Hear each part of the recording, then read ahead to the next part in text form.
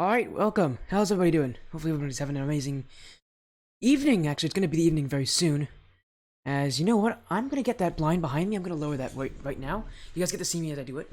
But welcome everybody. We're going to wait a little bit to see if we can get another few people in the Twitch.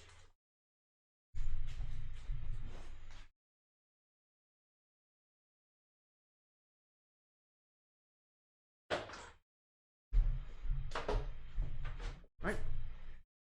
Hey. Welcome. Everybody, hopefully everybody doing well out there. We have a lot of matches here. We got 5 matches planned for today. Hello, Rebel. How you doing? I believe 2 of them actually are Knights of Chaos matches. Let's see. Yes, 2 of them are. But yeah, we'll be starting with Team Opal, DG Elite Team. Then we'll be taking a pretty long break before we get to Midnight Red, Hex Gaming.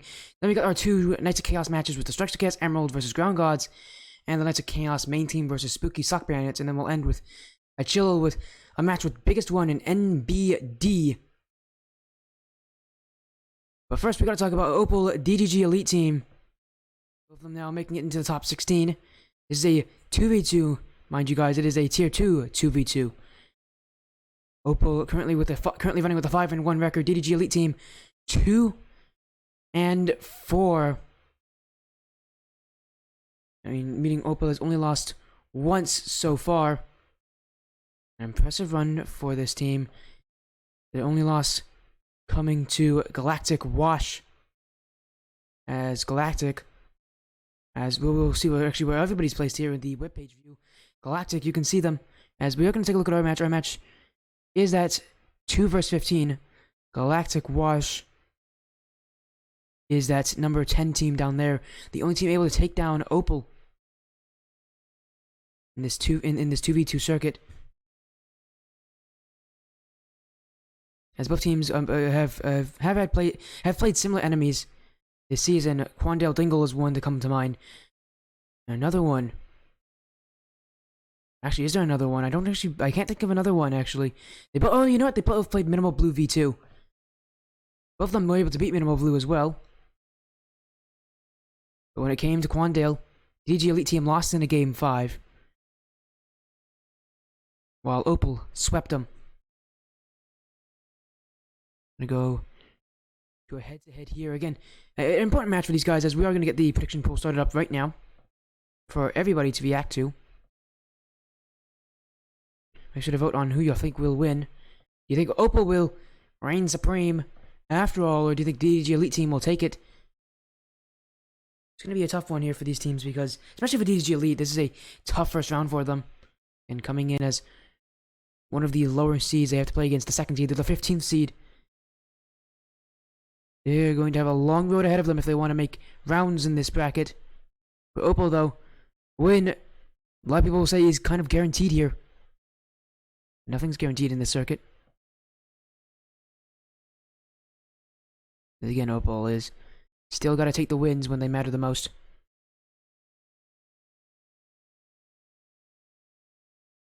Against DDG Elite Team, it will be a best of 5. You do have some points predictions coming in. Let me take a look at those.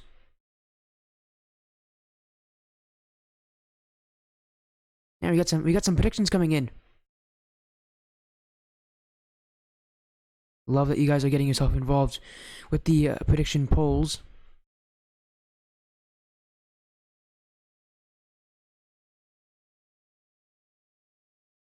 Again, we want to make sure that everybody can get into the lobby now before we start. And then when we can get everyone in, we'll be going off.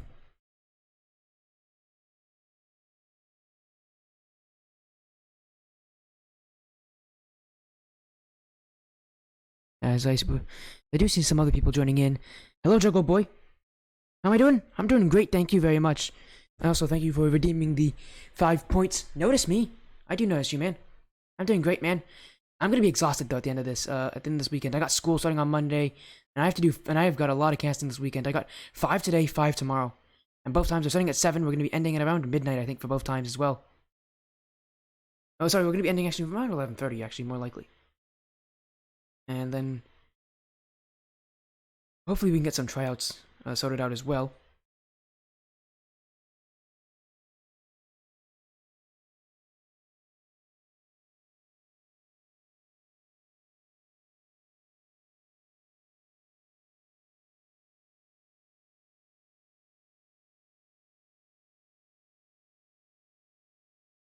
As I'm hoping that my computer can hold up pretty well. It is a lot. 5 hours is a lot of time for it to be streaming. You know when Golden Hour Esports is playing? They are not playing on the stream tonight. I don't believe they are playing. They're partnered. I don't believe Golden Hour Esports is playing tonight. But if you want to take a look, I can show you the current schedule that we have going. And we have 5 matches. None of them are. Golden Hour Esports is not playing tonight. They could be playing some other night. I don't believe they're playing tomorrow either. But I can take a look at see when they're playing tonight for you. Assuming this is going to be the up-and-coming cup match, because I know they have one tonight. Yeah, they have one tonight at 10 p.m. Eastern. I actually have no clue who their caster is. They have none of them have booked me, meaning that I'm not casting their match right now. So far tonight, I am not casting it. And if they do have their match at 10 p.m. like usual, I won't be able to cast it actually because I have another match going on at the same time. Will be Nice Chaos Spooky Sock Bandits. Yeah. By the way, man, stick around though because there's nothing to really waste here. We got a fun series coming up ahead of us. They're all best of 5s. But I do like Golden Hour Esports. I do talk about them a good amount of times. A good amount. They're the organization. They're an organization I'm a part of. I actually don't know if both of them are in the lobby. None of them have said anything. I'll ask actually through Discord.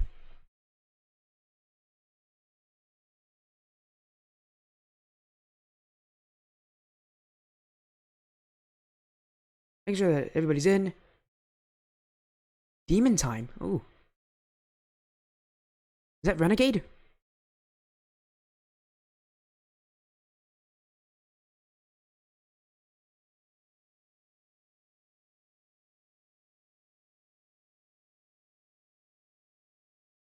See, Demon Time. I'm assuming.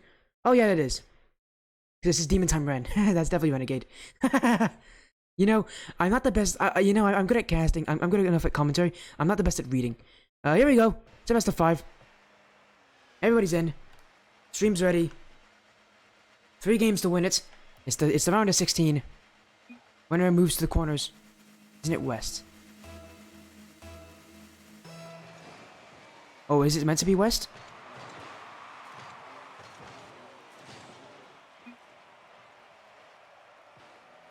I think I made a mistake here. It's okay, we have time. Yeah, I'll have to make a quick server reset. Is it actually West? That's early for West, by the way. Yeah, it is meant to be West. Gosh, I'm so dumb. Yeah, let me tell him to reset. Whoops. I've never had a Western match this early. My bad there, guys. Oh, there's a follow coming in from Cryptid Catfish. Hello, welcome, man. I'm making it US West for them because I botched it and made it East for by accident.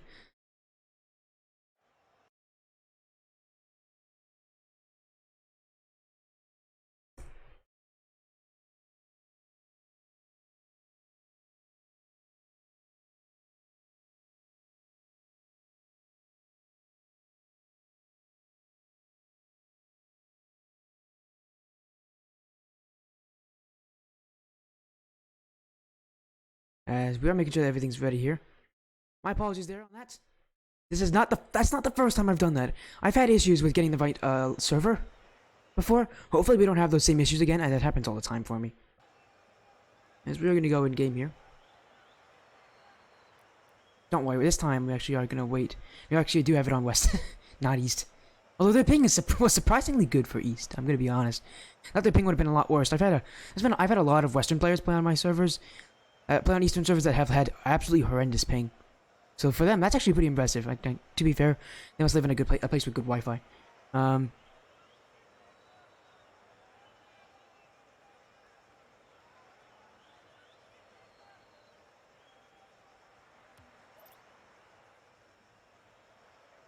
now it's West.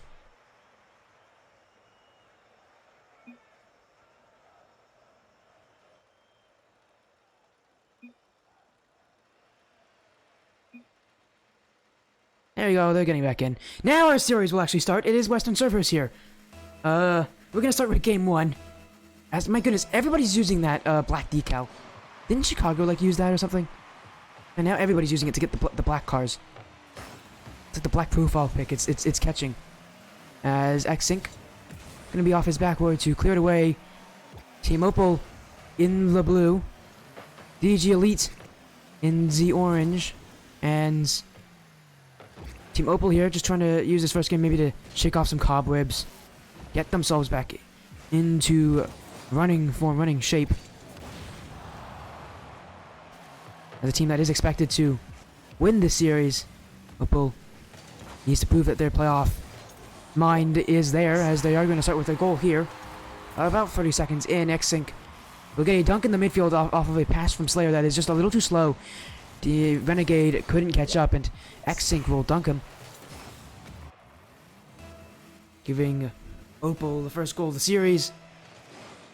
Welcome everybody to the stream. My name's Sporty FC. Your caster tonight. I've been Beyond Ranked verified for what could be a year coming up soon. I've been verified for maybe almost a year. It's been not almost a year. What am I saying? Beyond Ranked verified, not almost a year. That play coming in from X-Sync can't go through. Anyways, I'm Beyond Ranked verified. Been a caster for Rocket League for a good amount of time, and I'm happy that you guys are joining us tonight for this Indy Gaming League action. As here comes X-Sync. Great touch, not gonna flick it away. Keeping control, tier 2 control. Dunked away by Slayer. Slayer, infield, can't get past Coop. X-Sync to control, and 58 outs. Opal currently having to contend with the solid defense of DDG Elite. What I look for though is X-Sync. He's leading both teams as with goals per game and saves per game. Assists though, led by I believe Coop. No, it's led by Slayer. Coop though is very high on it. He's probably, I believe he is second highest in assists per game. So it'll be interesting to see how X-Sync gets used to this playoff pressure. Something that a lot of teams at this level would be used to, but who knows? It will always be the same. It will always be pressure in these moments, especially coming right into the playoffs as a heavy favorite. It doesn't feel great. When I won the Indy Gaming League circuit in the winter circuit, the most recent winter circuit, my team came in as a third seed, a heavy favorite to win the whole thing, and my goodness, we were nervous. We were the weakest out of the 3 undefeated teams, so that far, and that means the first round. It was not fun. Lucky enough for us though, we were able to take wins, even if they were kind of shabby. Like in the finals was horrible play from me. In all honesty, I played so badly in the finals, but man, we still got those wins though, and that's all that matters at this point in the season. Doesn't matter how they come, as long as you get those wins, those goals, those necessary plays. You can forget about how sloppy it may look. First round though, this is where Team Opal can state their claim. With only 1 goal up, it's been a lot more defensive for them. Is X-Sync off his own back wall? And the crazy thing about it is they played a lot of defense for Team Opal, but they haven't had to make a lot of saves. DG Elite Team has just not been putting a lot on target, as this is the one from Slayer is on target, not going to go in. Follow up, Coop taps it down right to Renegade, and Renegade coming in to score. X-Sync's first clear, taken back by Slayer, and Coop doesn't know where Renegade is in there. It's thinking that Renegade could early challenge that one if he doesn't challenge early. Renegade was sitting far back. Let the hit go through. Let Coop throw the ball away and then shoot it right back at them once again, just like how Slayer did. And now, DG Elite Team fighting to get back in it. They've played a possession game in the midfield, but those shots from them do take a while to set up. Opal just letting the counterattacks state the play, and it makes sense for a team like them. Surprisingly, they have a lot of saves on their stat line, but it makes sense if they're playing this kind of a defensive playstyle, but it isn't working for them. Slayer here is going to score. And now DDG Elite Team takes the lead in Game 1. X-Sync expects that bounce to roll upward. It goes straight out back to Slayer 2K. And Slayer 2K shoot it to the bottom left corner, and now DDG Elite Team's up by 1. Opal, those counterattacks haven't yet come, and will they be here? There, trying to chip past Coop. Still trying to make a follow on it. Slayer out for X-Sync. X-Sync to continue going, dunking on Demon. Time, Renegade, and here comes Coop. Coop trying to pop over Slayer, but can't do so. Trying to continue that pressure, but the Renegade, they clear it away. And he's still putting pressure. X-Sync demoed. Coop and Slayer 50-50. Renegade doesn't catch up to it, and now a chance for Opal. Coop, though, just shoots it. And it's cleared back by Renegade. X-Sync. Keep it down. Chipping up. Could go for it. Looking for a second double off the crossbar. It's bouncing in front. And they still come up empty. Team Opal. A great solo play from the midfield, and it was almost a double tap as well. This flick is going to bounce off the crossbar. Still in front. X-Sync. Coop to put it in. Oh my, Opal keep on knocking, and they tie it back with 16 seconds remaining. It took multiple shots, but they break down the defense, and that second goal, a necessity in this game one. They can win it here with one more. Coop to tap it down. X-Sync went for a solo play there out of the midfield. We saw an air dribble, almost a double tap as well, attempted from them, but I haven't seen a lot of those from either of these teams. A lot of just simple chipping, seeing what happens. But now, again, that chipping gave them a game one victory. Not a victory, a victory. One more shot can end it. This is where defenses can crack. When the pressure's on, you have to play your best. And a team like Opal, so defensive, those mistakes could hurt them here. They've been relatively solid, but mistakes happen more often when the pressure's on. Oh, he's turning back! X-Sync! X-Sync! X-Sync scores! He gets one over Renegade. And Slayer, he went for the wave dash, thought the challenge would come through. But X-Sync shoots it right on by. Opal in overtime takes game one. All they need is a few more. Opal with a game one victory to win it.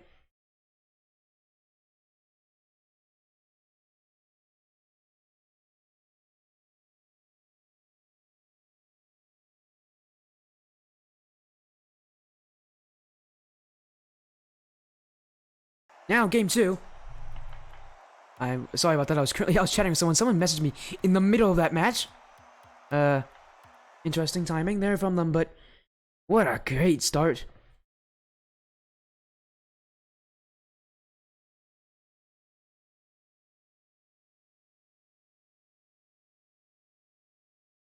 Let's get to game two, right? In the Aquadome, Opal takes game one in overtime. Their defense, the question was, would they crack? They did not. They played exceptionally well. They held strong even when it was golden goal territory. And no matter how much pressure you have on the side of DDG Elite Team, Opal challenges at the right times. A team so defensive, but that defense works. Two is you get a good amount of space, so it's okay to. So it's actually a strategy to let them overcommit, let them push up, give you some space in the backfield. Opal trying to see if they can get a lead here. X-Sync in! X-Sync again! And X-Sync keeps doing it! I don't know how, but he always finds the nets. The striker coming up with another one in his bag as he drifts his way to getting that open opportunity. Shoots it to the back post. And now Opal 1-0 up. X-Sync continues to do his magic. Magnificent goal. And Opal flying high so far in game two. X-Sync looking for the double tap. They went for it last game on Opal off of an air dribble from the ground. They almost get one here. X-Sync with the confidence here to go for a lot more solo plays.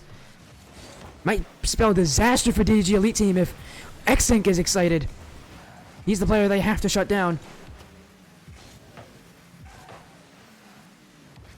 Now what can he do? X-Sync continuing to put in challenges. Now getting rid of Renegade, trying to bump him, trying to challenge him. In comes Coop. Coop, aggressive second man, and the price pays off. X-Sync's challenges leads to a pop in midfield, and Coop immediately jumps on it. Second man, a risky challenge there. He's risking a 50-50. Not always the best opportunity there, but Coop is so fast up to that one. It's as if it's a free ball. Opal continuing to press forward. Coop not gonna get this second touch. Leave it for X-Sync! And now it's 3! Opal doing it again. More! And that's 3 goals to none. A start that every team would dream to have. 3 goals in the first 1 minute and 32 seconds.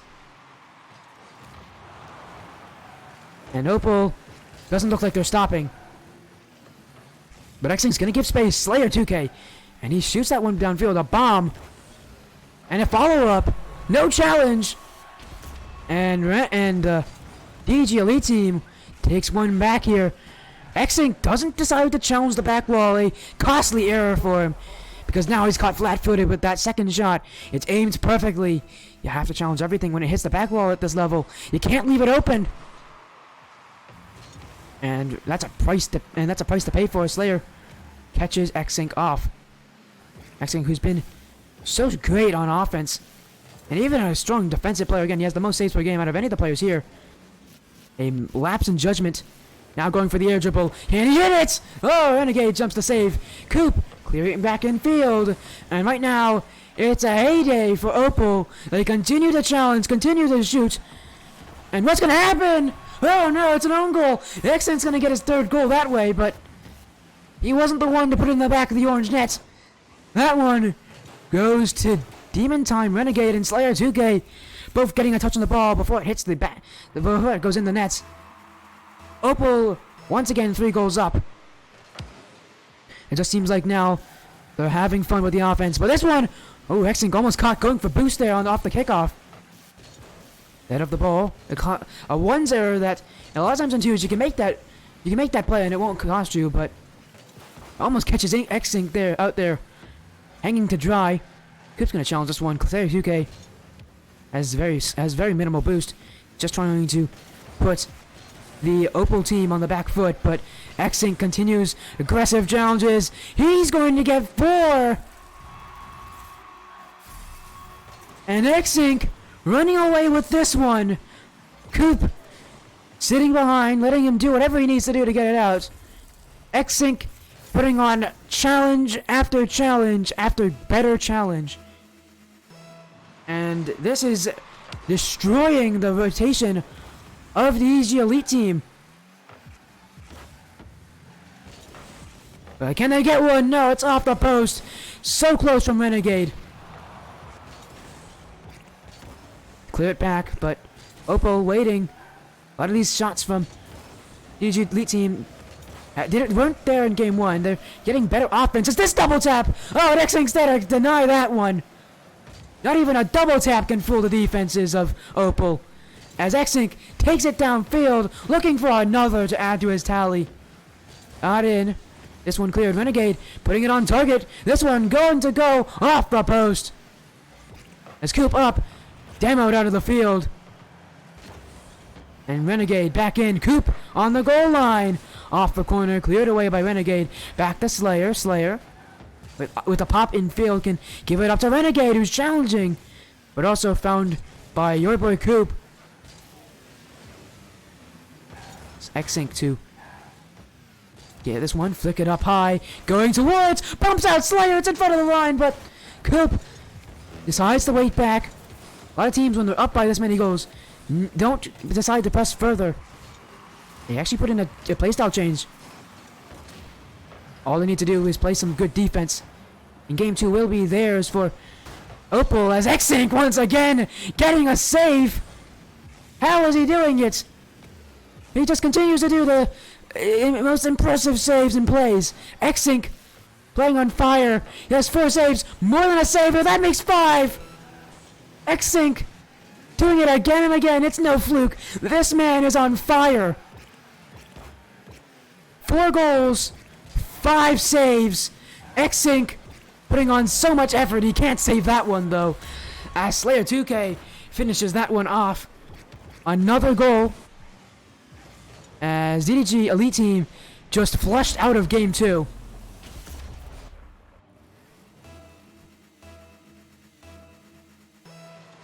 And now we continue going. Slayer back to Coop, and a fake kickoff. I don't know if that was intentional from X-Inc, but it looks like it was. Shot towards Renegade. Renegade to save it.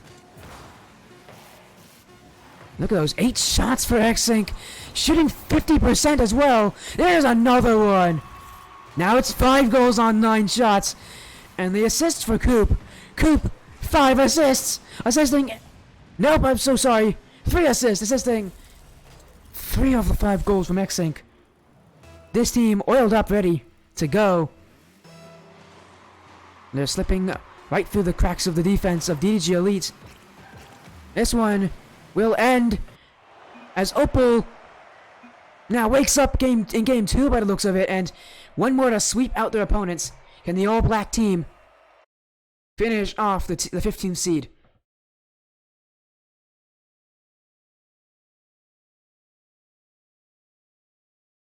One more game to do it. Up 2-0.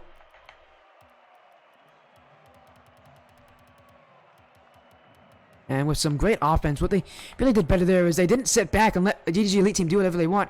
Instead, they challenged it. X-Inc putting so many aggressive challenges there. There's a reason he may be a contender for MVP of the season if Opal can make a long run here. He is playing like his life depends on it.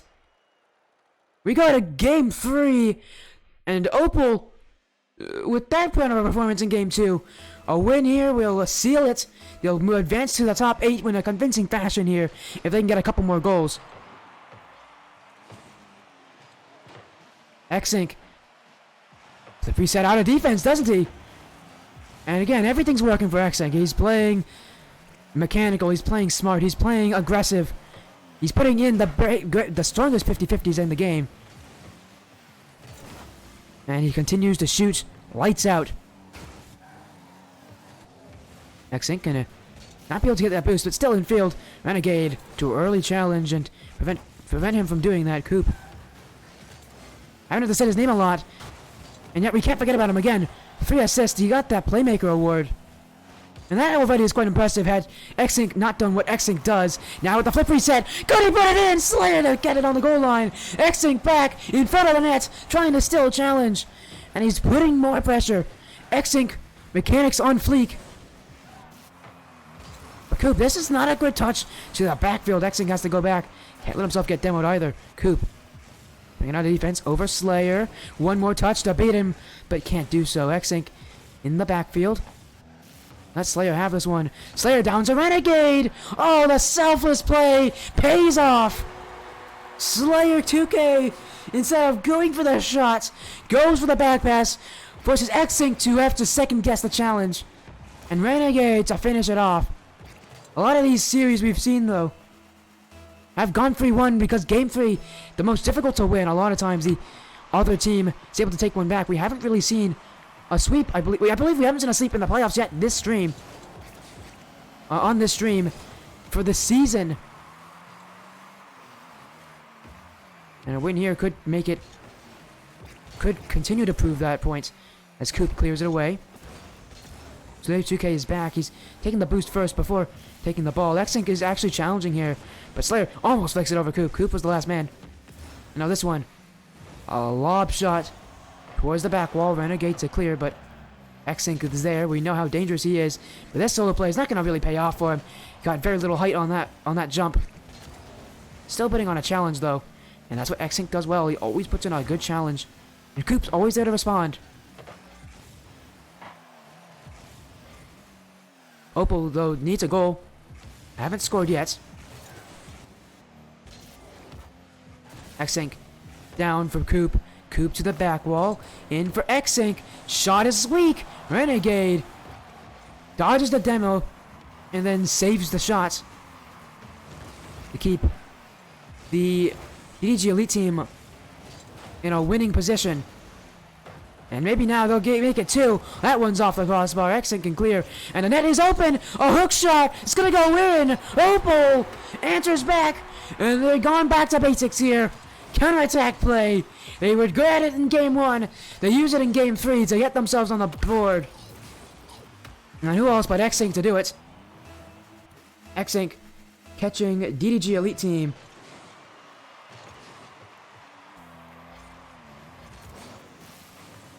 Renegade to flick it past X-Sync. X-Sync, though, gets it up. And X-Sync has gone for flip resets. Do they go for another? Yes, they do! Rolling a fake under one on Slayer. Gonna bump him out. Coop can come in and try to clean up something. That one only towards Renegade to clear it away. X-Sync. The mechanics, my goodness. How well they're playing. Oh, I say that and I curse them. X-Sync can't make a save. Slayer 2K to take that lead. And X-Sync was almost caught in this earlier in this game where they pushed up too high. Now, though, Slayer 2K shoots it right over his head. X-Sync needs to be careful. Their defense can get overzealous. Renegade to shoot it long. Coop is there. They clear it towards X-Sync. X-Sync just to tap it down, trying to make a follow-up on Slayer. And Coop engaging in 50-50 battles here that will only favor the DDG Elite Team. Renegade trying to find in field. Almost a double tap sharp angle. Coop, though, gonna bump out Slayer. X-Sync on the corner. Dribble it away off the sidewall. Fakes past Slayer. One-on-one with Demon. Renegade. Pop over to Coop. Oh, Coop misses the net. That's a chance that they won't get back. Opal throwing away that opportunity. And they get scored on. Coop. We haven't had as many mistakes from Opal, but that one proves to be costly. As the missed shots turns into an overcommitted offense, turned into a counterattack, turned into a goal that will favor DDG Elite Team. And now they need 2 for Opal. X-Sync had many goals last game, but has been real quiet in this one. A much stronger defense from DDG Elite Team. They're not getting outplayed so much. The midfield definitely more of a battle here. It's a battle that DDG Elite Team can win. Last game it was pretty uncontested. With all due respect, it was in favor of Opal. So many plays, they just held that midfield, and they were able to get goals from taking away the boost. But now, that's not a possibility for them. Ending off this game, it looks like DDG Elite Team is going to silence the critics for just a little bit longer. Coop in field, trying to get past 2, but can't do so. Looking for one more goal is Team Opal. As the ball goes midfield, Slayer can't read it, and Coop doesn't have a shot there. And like every time before, we will have to go to a Game 4 opportunity. DDG Elite Team will have some resilience here. They will resist that sweep, and they're going to fight back on Team Opal.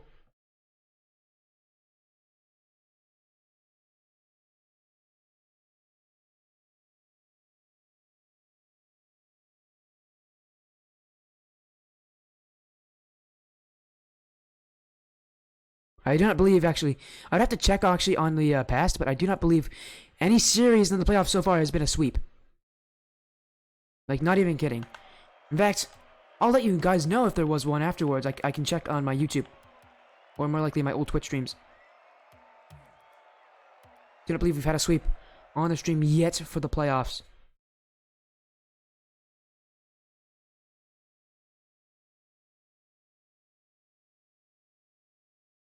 Yeah, we have not. Utopia Coliseum Dusk is the map that sets us on Game 4. Opal and Elite Team setting their sights on Game 4 to be a crucial victory for either team. So far, a lot of the series we've seen that were almost sweeps or 3-1s. A lot of times, Game 3 was the game that was lost by the team sweeping, so we need to see if DDG Elite Team can prove that they are not just a one-game fluke, but a demo is not going to make things any easier. X-Sync with the most open of nets off of Coop's demo attempt. Coop immediately turns upfield, removes Renegade, and allows X-Sync to walk this one in.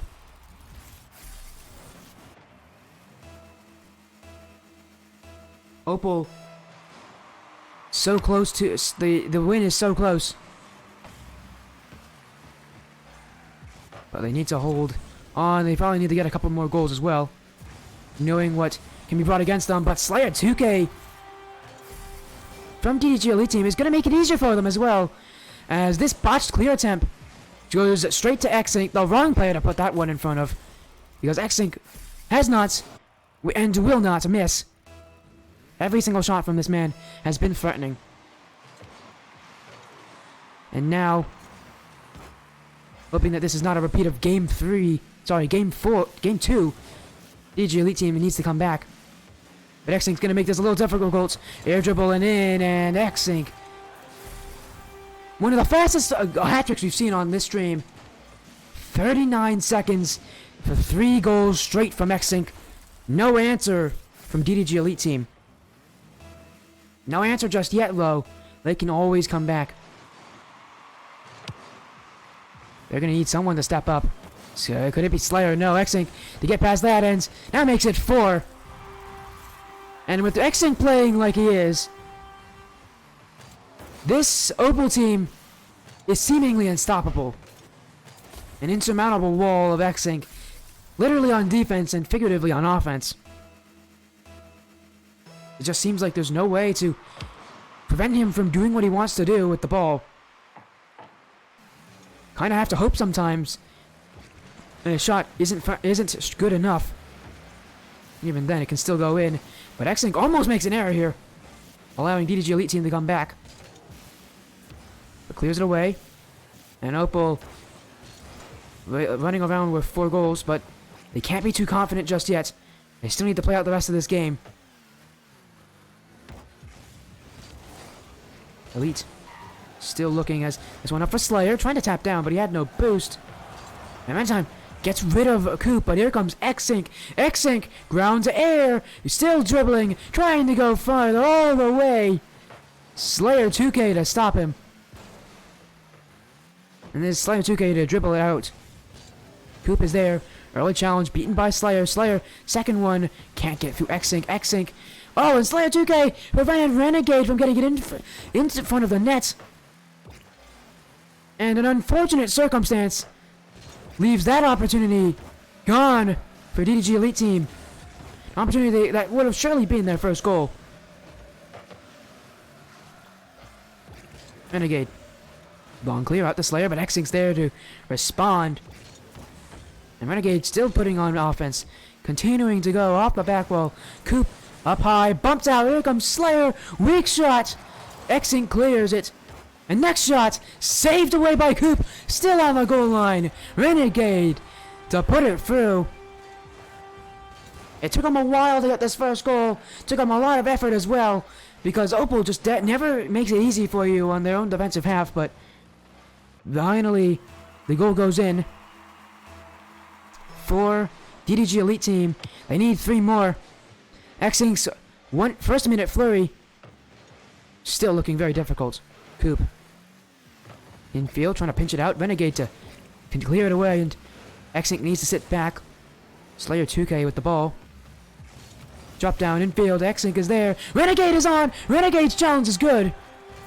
And X-Sync completely caught with his pants down.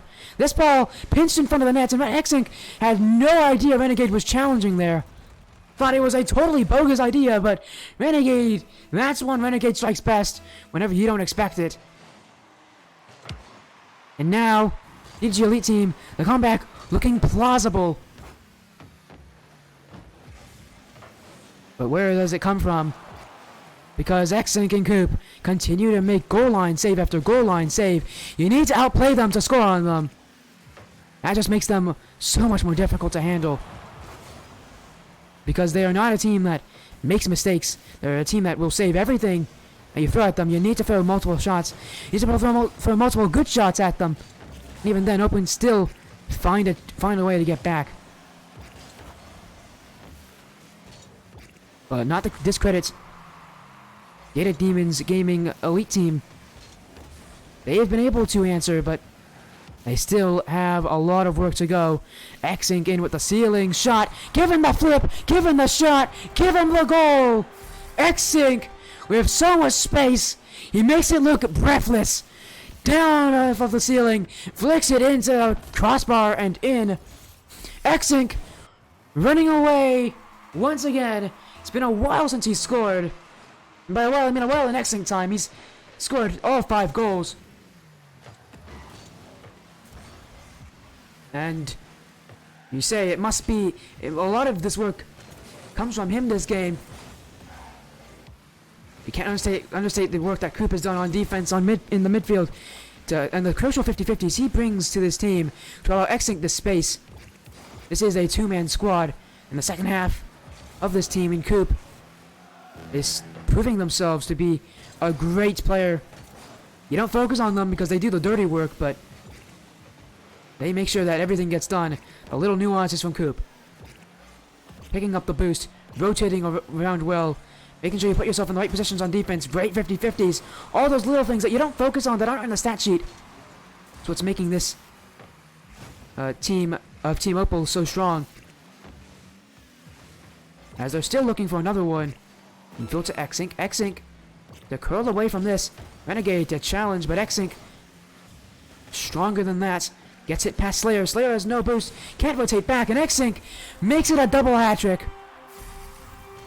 20 seconds remaining, and now Team Opal taking a victory lap. It is a repeat of Game 2. Their game to lose, their series to lose, and they're winning these games with a clear high goal difference. A fake kickoff, and Xink up for Coop. Coop trying to pre-flip in this one. Slayer doesn't buy it for a minute. And pass down to Renegade. That he doesn't get the shot, and Opal can clear this one away, and it's in front of the net. Renegade coming in to end off this drive. Opal will advance to the top 8 as expected. A number 2 seed, proving that they have the guts to win it all. 6 goals to 2 in this one. Game 2, a very similar play style. It's from the same thing. A lot of great play, great aggression. They don't make bad 50-50s if they don't if that's not an opportunity for them. They can't make bad 50-50s. They've never made bad 50-50s. My goodness, what a great play what a great game from these guys. These guys playing exceptionally well. As we are going to get an interview with the Team Opal squad. They did request one, so we're going to give it to them.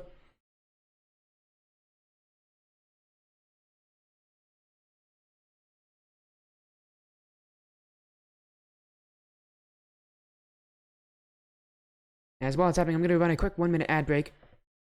While that's happening, again, thank you guys so much for showing support.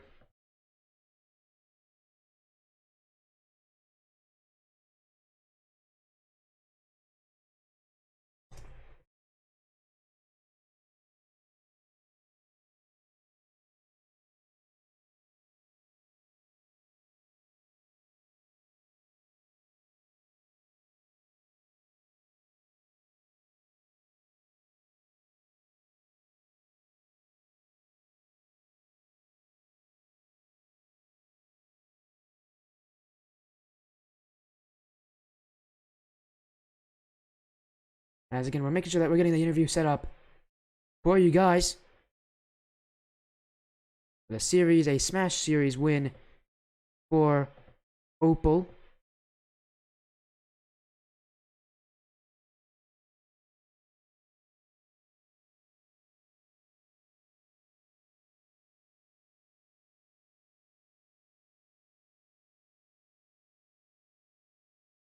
Hello. Hello there. Hello there, Team Opal players. It is your boy Coop and Xink joining us for the interview. Congratulations on your victory. You guys destroyed your opponents in Game 4. Bro. Like, we were just panicking, bro. Yeah, we're Like, panicking in game 3. Fine, like you know, the nerves. yeah, let's talk about. That's a great voice crack. Let's talk about Game 3. Well, yeah, again, as you said, the Game 3 was your weakest game in that series. You guys did not look like that. Looked like that game. You guys completely fell apart. What happened there? You said it might have been the nerves. Was it the nerves that hurt you guys here in this series? I know the playoffs can bring completely different teams coming into this moment. What happened in Game 3? They just scored more goals than us, But yeah, it was just nerves. Yeah, Just we're nerves? Just nervous. Yeah. Alien, and bring me through, Coop. You guys did not, Coop. You didn't look nervous. I mean, you guys played cool as a cucumber in that whole series. How do you guys play with the nerves? You guys play better with the nerves, Coop?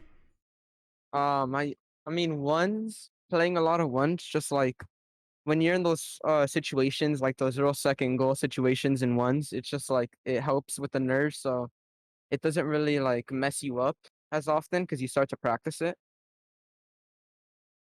Yeah, I mean that makes sense. You guys working and you know what? Speaking of players that are cool, Xsync, Yeah. you went for so many solo plays. You got so many goals. It was not uncommon for you to get like 3 goals a game, and I think you got 3 goals at least 3 goals every single game except for game 3. What in the world? My goodness, that is impressive. How do you guys work so well together that you get so many goals in that series? Coop, you got so many assists. You guys get so many crazy saves. How is the chemistry working so well for you guys?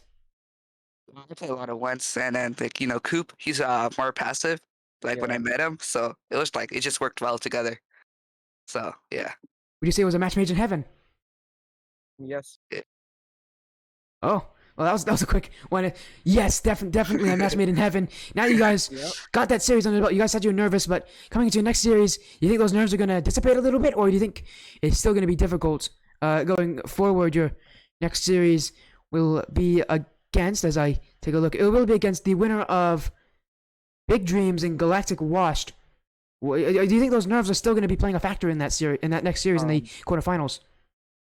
they I think might because yeah, we lost to Galactic, so if yeah, they win, it's gonna be another rematch. yeah. So we were trying to get our revenge. Yeah. So like nerves might come in. Ooh, nerves might come in. Well, we still don't know the results of that series as well. And again, you have lost to Galactic Washed. In the theoretical situation that you do play against them, what do you think is going to be your game plan going through? Don't leak too much. You don't want anybody on Galactic coming in and stealing your plans. But let us know a little bit of the info. What do you guys think is going to be your game plan going into that series, that rematch versus the one team that you did not beat? We just Um, usually go with the momentum. Like yeah, just just depends. 4 more goals. You guys are both like in depth in your answers, but you're also like the most like baseline. Yeah, just score more goals. It's the most forehead answers I've heard in a while. I haven't heard a lot of people on the interview just go with the straight forehead answers. But yeah, I guess just score more goals. I'm so sorry I asked such a terrible question. Nothing. No, but of course, thank you so much for joining for the short interview. Congratulations again on your win. Now go take like go do something to relax because your heart must be racing 100 beats per minute right now. Yes, it is. It is, of Yep, course, it is. more You like, guys, you guys more are like you guys 70. seem nervous right now. Yep. Yeah, of course. But before you do go, I'm gonna keep you in for like 1 more minute. We have our short shout out section. We're gonna start with you, Xlink. Is there anyone you'd like to shout out for joining the stream, for supporting you guys throughout the way? First like I'll shout out to my parents. Out of like they're out here, and then like Coop for being a good teammate. Yeah, Yep. that's Okay, it. Yeah. and then we'll go on to Coop now. Your boy Coop. You have anyone that you'd like to shout out?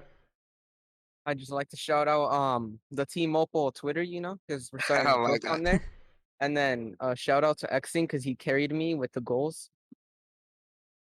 You're making a lot of assists, Coop. Don't hand yourself. You did amazingly out there. Again, congratulations on your win, guys. Hopefully, we'll see you guys continue your success in the future on this stream. Yep. Yeah. No, Of we're gonna course. try. We're gonna try. Yeah. Hey, that's the best that you guys can do. That's the best you guys can do is try your hardest. Have an amazing evening. You too. That was the players of Team Opal after a 3-1 victory. That is going to be it for them. We do have another match coming up very soon, an 8:30 p.m. match coming up between Midnight Red and Hex Gaming. The thing is, that pre-show doesn't start until like, I'm trying to see, like 30 minutes. I don't know if I'm gonna have like my stream off for 30 minutes or what's gonna happen. I don't know. What should I do, guys? Should I have my stream off for 30 minutes? It seems kind of annoying, but might be what I do just to keep the stream going. I could turn it off. I don't know if I'd really want to do that, but I could. It'd make it a little tougher for me to upload it to YouTube, so I'm probably gonna keep the stream going until around 8:15, and I'll get the pre-show started. Or at least the countdown will be started at 8:15. I don't know if the pre-show will be, but the countdown will definitely start at that time.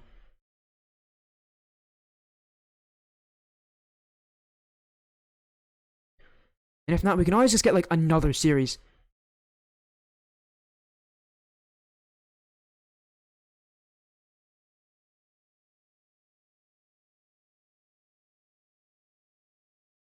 But I don't think we're going to be able to fit another series into this one.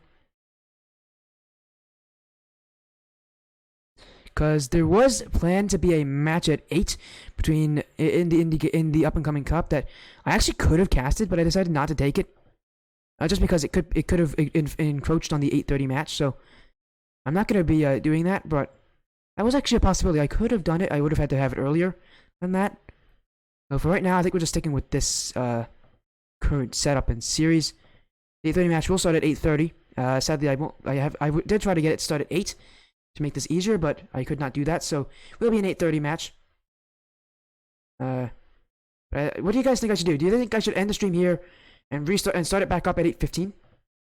Or should I just keep it going for the time being? I honestly might just keep it going. I think I'll just keep it going because it's not like the stream's gonna hurt my computer.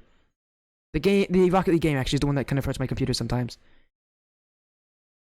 So for right now, I'm actually gonna keep the stream running. And I'm gonna move off this one. You guys don't need to see this screen all the time. But yeah, I'm gonna probably just keep this in.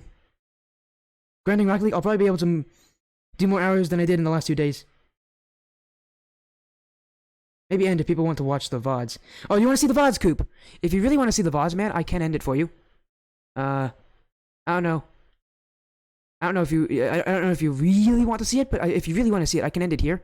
It's going to make it a little tougher for me to upload it to YouTube because it means I have to now upload 2 different videos, which is a little complicated, actually, but shouldn't be too bad.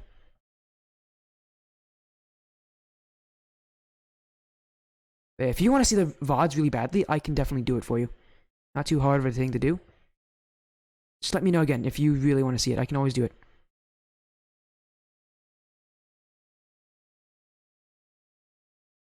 I mean, you can keep it going. Okay, you know what? I'll probably keep it going then if I can. Because it's not like the stream's actually going to hurt my computer or anything. My computer battery is weak, but it's only weak whenever it comes down to having to run Rocket League. So it will be fine with that. But yeah, next series, I'll get with Midnight Red, Hex Gaming. They've had a lot of similar opponents, actually. Like, a lot of similar opponents. This will be fun to see. I'm going to be really excited for it. You still got some stuff to do, so you won't see it until a while. Okay, Coop. Well, make sure to see it whenever this thing's done. We have to run laps of 35 minutes for football. Whoo-wee. At least you're athletic, man. I am sitting on a chair all day. Okay? Alright? I have no athleticism whatsoever. So, that's really unfortunate, Python. But hey, you know what? Getting yourself in fit for tomorrow's match will be amazing. I'm really happy for tomorrow's match at 12:30. That's going to be a good match. Yeah, it's gonna be a good one, honestly. I think we actually have a really good chance of winning it.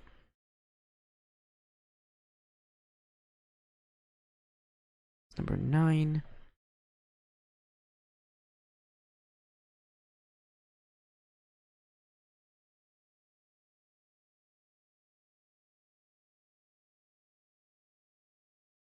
Yeah, again, I think we're gonna take a good break here. I might go get myself something to eat, because it's going to be a long stream. So I'm going to have the stream running for right now. It was pain. Well, I assume it was, man. It sounds like it's pain. But no, again, we got a series tomorrow. I'm sure you'll be really happy with that. For right now, though, I think we're going to just have the stream continue to run. If any notifications happen, I will be here reacting to them, but I'll probably be eating at the same time, so... I'm going to take a break, a long break. It's going to be like a 30-minute break. Actually, it'll be a little shorter now. It's like 20 minutes now. 20-25 minutes of a break. But when we come back, we'll have our second series of the... Remember, all these are best-of-5 elimination matches in the round of 16 for all of these teams. Our next series will be Midnight Red versus Hex Gaming. Still have to run laps, even though you beat them. Well, that's because you got to always be in shape, man. There's no slacking when it comes to sports. So sorry, man. That's how it works. Yeah, next series is going to be Midnight Red, who's at 5th seed, Hex Gaming, who's the 12th seed. We'll be seeing that very shortly. We'll be starting at kickoff is at 8:30. Match pre-show start time is 8:15 to 8:20. All of them p.m. Eastern, by the way.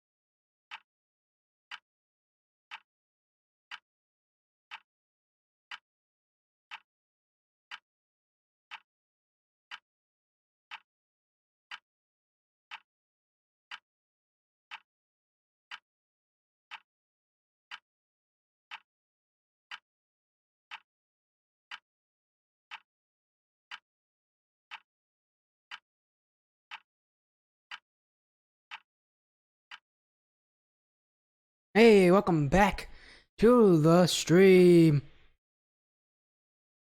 How's everybody doing? Go best team. Hey, go best team. Whee! Welcome back, everybody. Hope everyone's doing well. As you guys have noticed, I got some new lighting. While we were off for that very long break, I got myself a new lamp. It's a brighter one. It faces away from me, so it actually looks a lot better on stream. So we're just using that here for the rest of tonight. As we go to our schedule, you guys have probably seen it, but here it is. We've got an 8:30 match coming up very soon between Midnight Red and Hex Gaming. This is a tier 4 3v3, and it's going to have a lot of fun as well because we have seen Midnight Red here on before in one of the earlier weeks when they played the Strikers of Chaos Onyx team. That was week 1. They got swept by them. Now Hex Gaming also plays Strikers of Chaos Onyx. They also got swept by Onyx. Onyx is currently 6-0, and in fact we'll actually see them play soon enough against Bromigos tomorrow. These teams also both played a series against Team Polar. They went 3-2, and last but not least, to really settle the differences here between these two teams, they played each other in week 6. And Midnight Red took a win, 3-1. That's what's the difference here. Hex Gaming is currently 4-2 because of that loss. Midnight Red is 5-1. That's the difference maker, but yet they still meet each other here in the playoffs. An important series to start off their run as, my goodness, my eyes are itchy. As you can see, Midnight Red, with that win, they go up to the 5th seed. Hex Gaming is the 12th. That's the difference one game can be. 10 p.m. going to be lit. 10 p.m.? What do you mean by 10? Oh, 10 p.m. Nights of Chaos versus Spooky Sock Bandits. Yeah, it's going to be a tier 1 match, my man. That's fun. You might actually love that. We've seen Nights of Chaos before. They actually played Spooky Sock Bandits a few weeks ago. But we'll go through that whenever that series does come.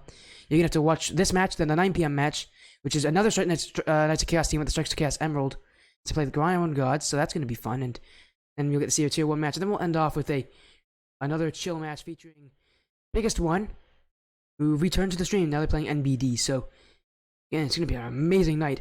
Got so many matches. This is going to be a 5-hour stream. It's going to be one of the longest streams I've had in a while. And what's crazier is we're going to have 5 more matches tomorrow. I do not get a break here, guys. You guys asked for the matches. You guys made sure that I was the one to cast them, and I'm always here for that. By the way, how's the lighting looking? Is the lighting good? Actually, the lighting's pretty good at showing a spotlight on me. I can always twist it around a little bit to make it face further away, or further away from me, or further towards me. So if you guys don't like the lighting, if you want me to change something, I can always do that.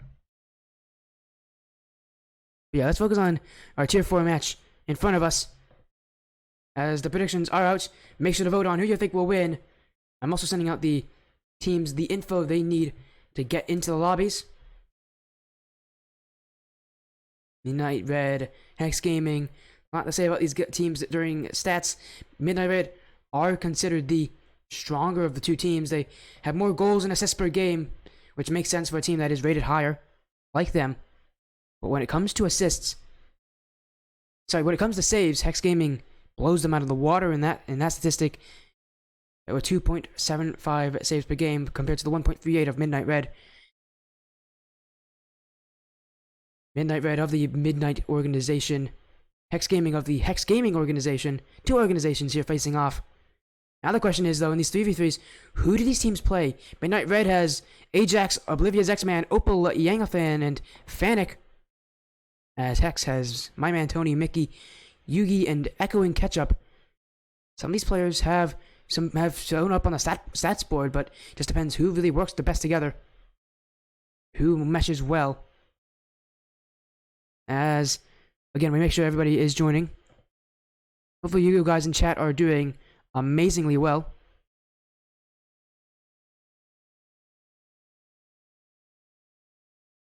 As I'm going to make sure I get my...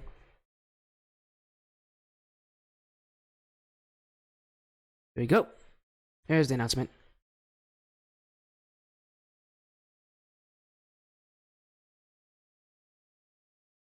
Here we are, make sure to get our tweets all out.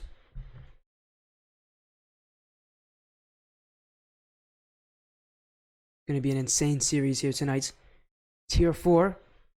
And after this, again, we're not even going to have a break. We're going to have a 9 p.m. match with the Strikes of Chaos Emerald team as they take on the Ground Gods. Another good series coming up. It's all about the good series tonight. We have no bad series here. Again, this Tier 4 Division 16 match is going to start very soon. I want to say thank you guys so much for joining. My name is Sporty FC. I'm your caster tonight, and I'll be casting a ton of matches this week before I go to school. It's my, I guess it's the kind of the way I'm gonna, I guess, sign off for a lot of the kind of the summer of casting for me. Is this final weekend 10 matches in 2 days. We got 5 today, 5 tomorrow. We had 3 matches scheduled for yesterday, although only 2 of them actually started. We actually did have 3 matches yesterday because I had a show match to do. So yeah, we had 3 matches yesterday. We got 5 today. We got 5 tomorrow. Long weekend. And what's even crazier is it's not even it. We have Snack League we'll have to play tomorrow as well at 12:30 p.m. Eastern. We're going to be on the General Maniac stream as we play our semifinal matchup against Version 8 Juice. If you guys want to see yours truly playing, make sure to show your support.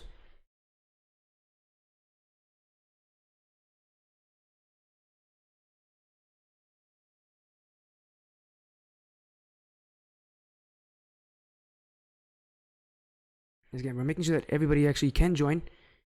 I know the lobby info has been sent. We need to know if they are joining, so we're making sure that everybody's in. But again, if any of you don't know when 12:30 is happening, don't worry. I follow my Twitter. I'll make a tweet at around 11:30 probably announcing the match time. So make sure to get there at 11:30 because I will repost a tweet I made earlier at that time to let you guys know that I'm playing. And if you really want to know it as well, I will be posting it. I will be posting it in my streaming announcements channel on my Discord. Make sure to do exclamation point Discord to find out for yourself.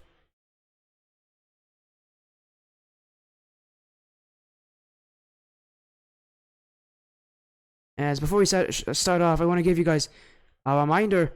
I am working with Beyond Ranked right now in their BR Clipcasting program. It's a real pleasure to work with the Beyond Ranked team for clipcasting. Make sure to use the command exclamation point BR Clipcaster to get my link. Make sure to book me there. And if you don't, and remember, this is not just me who's doing this.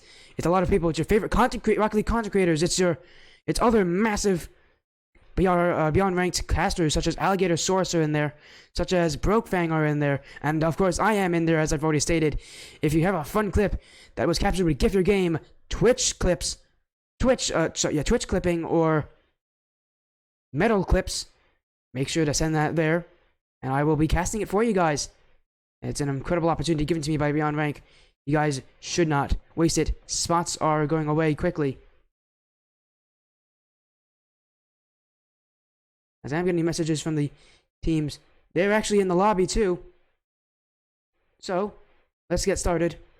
My game, oh my goodness, my game almost had issues there.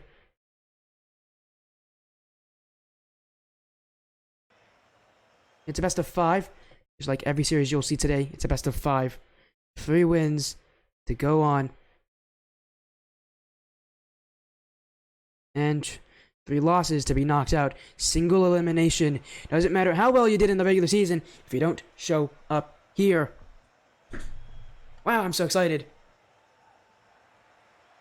Tony, Yugi, and Mickey just joined.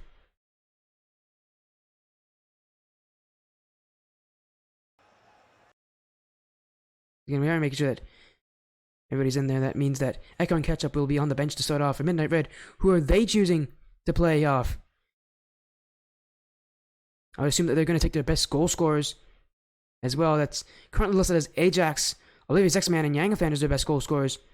But maybe there's a roster that they think will work even better for the playoffs. Some teams do save their rosters for the playoffs to make sure that they can either catch people off guard or for just, stress reasons.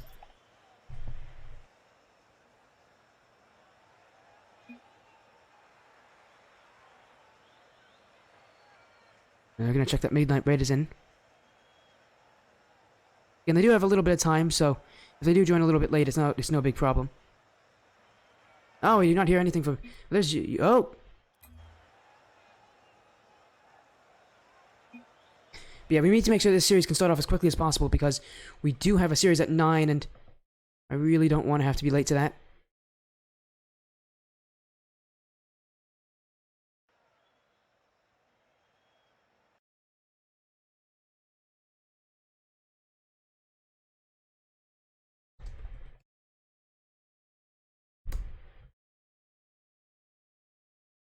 So again, we are making sure that we can get everybody in the lobby.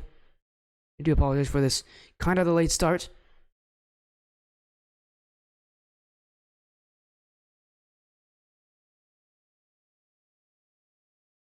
Midnight Red, still waiting for their start time. As they should be here any moment now. Remember, Tier 4 3v3, Diamond 2, Diamond 3. As hello, cool, welcome, man. Your MVP? Who's your MVP? Oh, you know Tony? My God, I did not know you knew Tony. If that's who you're talking about, at least. No, me. Oh, okay. I thought you were talking about Tony.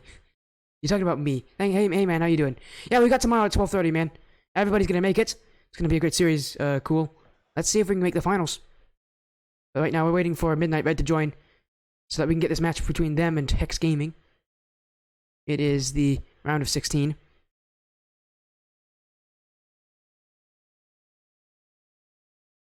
Hopefully you're having a good evening, cool. It must be pretty late where you are. I also have some new lighting, man. We're actually gonna go to this screen right now for just a second. How's the new lighting look, my friend? Does it look good? It is a lot brighter than it used to be. But I actually kind of like this new lighting. It's a lot better. It looks kind of like a spotlight. It's not, by the way. It's a light that's facing away, facing towards the wall. It looks a lot better. You like it? Well, I'll hear what you say anyways while the game's about to start. Yeah, again, we're still waiting for them. Pretty good. It would be better if your room wasn't as dark. Well, the thing is, I have a light, but if I turn it on, it gets kind of bright, and I really can't allow that to happen. But also, man, it's just classic gamer lighting. Gamer lighting is always dark. I actually like that it's dark, actually, because it can kind of become a mess back there. I'm still working on my whole room and stuff, and well, I've gotten everything done. I've gotten new curtains. I've gotten new lights. I kind of like that the spotlight. It kind of makes you guys focus on me, which I know sounds a bit self-centered, literally, but it works. As again, I will say, for any of you wondering what's happening right now, again, we're still waiting for Midnight Red to join. I have not received any notifications from them, but I do have 10 minutes from the start time, which was listed as 8:30. So they have up until 8:40 at the least to get down in. Turn on the exposure on your cam, then. That stuff's like your bread and butters. Turn down the exposure. Oh, goodness. In case, the camera I'm using is my computer's camera. I don't know if I can actually edit anything about it. It's not like it's an off-brand cam. It's not like it's an offshoot camera. It's like literally the camera that my computer uses. I do have a... Actually, I will move the light a little bit. I'm actually going to move the light a little bit. You can change it in OBS. I might be able to. I'd have to put in some editing. I could probably get it working. Maybe I get the old light. The old light was okay as well. If you want to see what the old light looked like, cool, go to my YouTube. It will show you.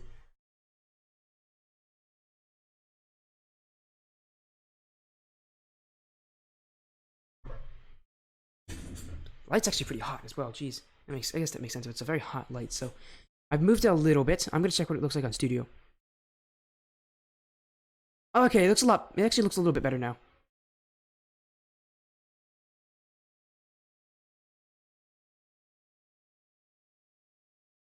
I mean, I think it looks pretty good, honestly. I kind of like it.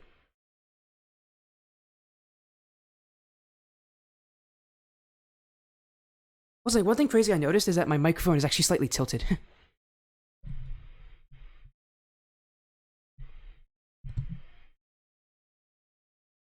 You can see some of the lights I have in my garage, you'd be shocked. I mean, if you're a lighting guy, that makes sense. It would be kind of shocking.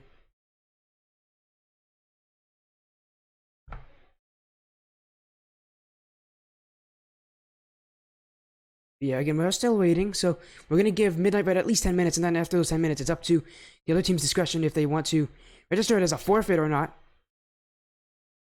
We're still waiting for Midnight Red to join. Again, they have those 10 minutes. If they aren't able to join by that time, we could see a forfeit coming in from Hex. I have sent a message to the captain of Midnight Red, seeing if they are going to join.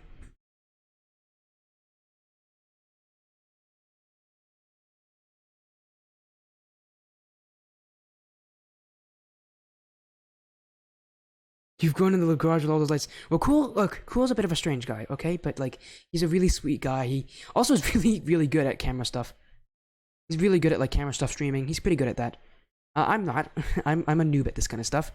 There's a reason why I don't pride myself on being an insanely good Twitch streamer. But, you know, yeah, Cool's pretty good lighting stuff. He actually does stream. He works a lot with streams and stuff. He's a pretty knowledgeable person.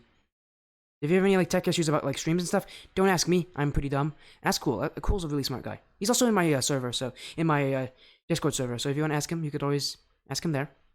Sure, he'd give you an answer. Although he is European, so you can't ask him super late or else he's gonna be asleep. Although you can ask him like at like 7 p.m. Eastern, and he'll still be up for whatever reason. His sleep schedule's already messed up. Whole bunch of whole bunch of cash. Yeah, we have about 2 more minutes before we hit the 8:40 time, that 8:40 time limit. Again, I really hope we don't have to cancel this match. Obviously, if it does come to that point, we will probably have to push this match back. We could also see that this match might be, if it could register in a forfeit, it could also register in it being pushed back to a later date, which is possible. These teams do have a good amount of days to get this match done by. It has to be done by Tuesday at noon Eastern. So they have a good amount of time to do it.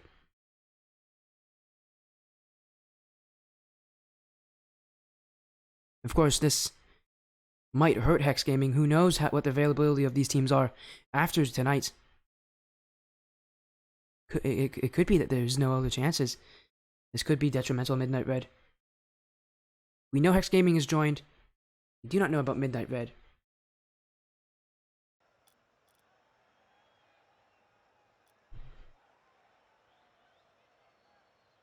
Just caster not show up. That's happened. That happens. It happens all the time in the Indy Gaming League. Sadly, sometimes teams just can't make it. I had it happen to me on Friday, where a team just couldn't show up because one of their players fell late, and they had to register a forfeit.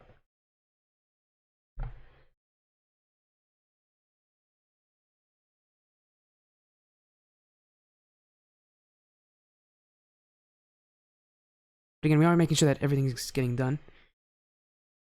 Yeah, oh yeah, this is also a replay from Week 6. Hex Gaming really wants to get the revenge on Midnight Red. This would be quite a disappointing way to do it. A forfeit is definitely not how you want to replay, as that is the 10-minute time limit, so now it's up to Hex Gaming whether or not they want to call a forfeit. Tony, since you are still in the chat, if you are going to call a forfeit, let me know in Discord.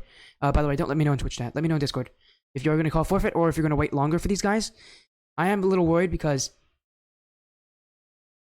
I'll 1v3 Hex. That you will not be doing that on stream. I don't have enough time for that. Unless you do one game, I could potentially just like jump, like see what happens. But I will say if you're gonna do it, you have to do it off stream because I think this series might result in a forfeit. And sadly, I'm getting some issues. Hopefully, the lighting actually looks kind of nice. I think it looks kind of nice. It is a bit bright on my face. My face looks a bit pale, but it's okay. Yeah, I do have a pretty strict schedule right now, especially for this match. I really wanted this match to start at 8 p.m. so that we'd have a lot more time, but starting at 8:30, we have to get ready for that 9 p.m. match coming up very soon. Again, Tony, since you are in there, if you're ever going to register a forfeit, let me know in Discord. I look beautiful as always. Thanks, Rebel. That's very sweet of you. By the way, we do have extra Strikers of Chaos coming up very soon. We have them at 9 and 10.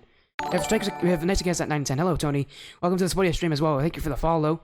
Again, Tony, sorry that this had to happen to you guys, that the match is going to be pushed back and late.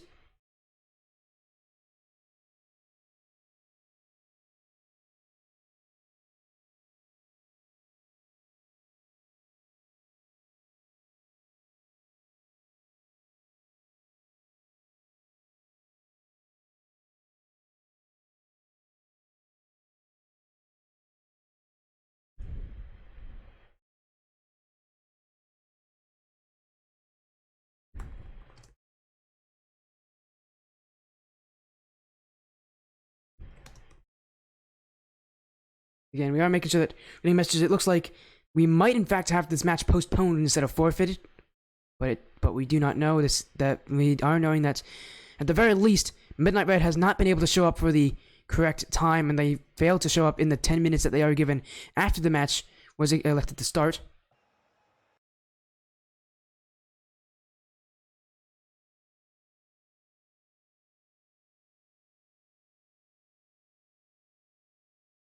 But with that, we are going to have another match coming up very soon between Strikes of Chaos Emerald and the Ground Gods. I do apologize for that long wait for. Eventually, sadly, that match will going to have to be postponed. But that is how it is in the Indie Gaming League. Sometimes you do have matches that end this way. We had one ended this way on Friday, where one of the teams called a forfeit. So it happens. Such is life. We just have to work with we have to roll the punches. I do want to say thank you, Hex Gaming, for arriving and giving and notifying me that you're there. Makes this a lot easier for me, but again, that just means that we're going to have to wait and see what happens in the future.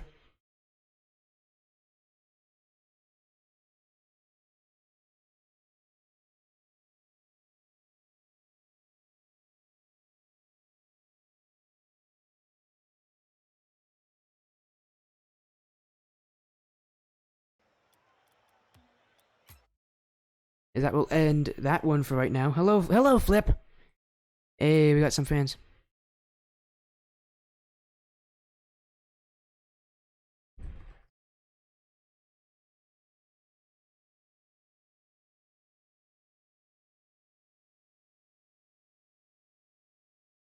You're currently playing Clash of Clans? Cool. Nice one, man. 13 with 3 stars. I mean, to be fair, I don't know any of this stuff. I'm not the smart person here. Yeah, again, we do have another match coming up super soon. Strikers Chaos Emerald, who are undefeated in the season, fighting for the championship.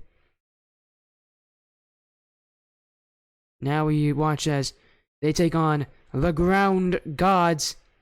See you guys soon. We're going to take a short break here.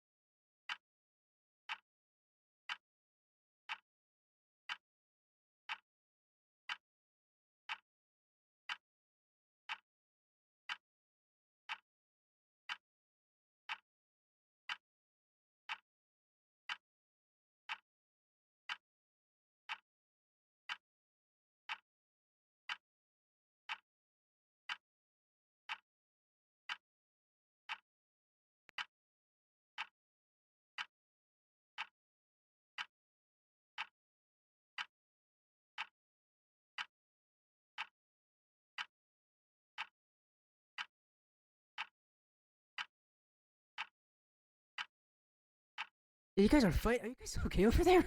Cool as it go. Cool. Okay, well, you know what? I'm just cool. You need to chill, man. I like you a lot, my friend. You need to relax a little bit. Man, that was fun to watch. You guys alright over there? You good? I don't know if you are. You're chilling. I highly doubt you are with the all caps you're using. As we have another match coming up, it's gonna be Strikes to Cast Emerald of the Next Cast organization versus. We're just vibing. Yeah. Like friends do, right? You know, like punch each other. They do whatever they do with taking off their shirts. Anyways, I've actually never seen Google before. I really don't want to do it anymore. Reading from ear to ear. That's you guys. I'm gonna pay attention to you guys. There's another match coming up. It's an important one as well. It's Strikes to Chaos. Did I get a haircut? Yes, I did actually get a haircut. Literally earlier today. Literally just got a haircut earlier today. Does it look nice? Thanks, guys. It looks okay. Got my money on flip. Okay, well, we got another match coming up, an important one. Strikers of Chaos, Emerald, and the Ground Gods.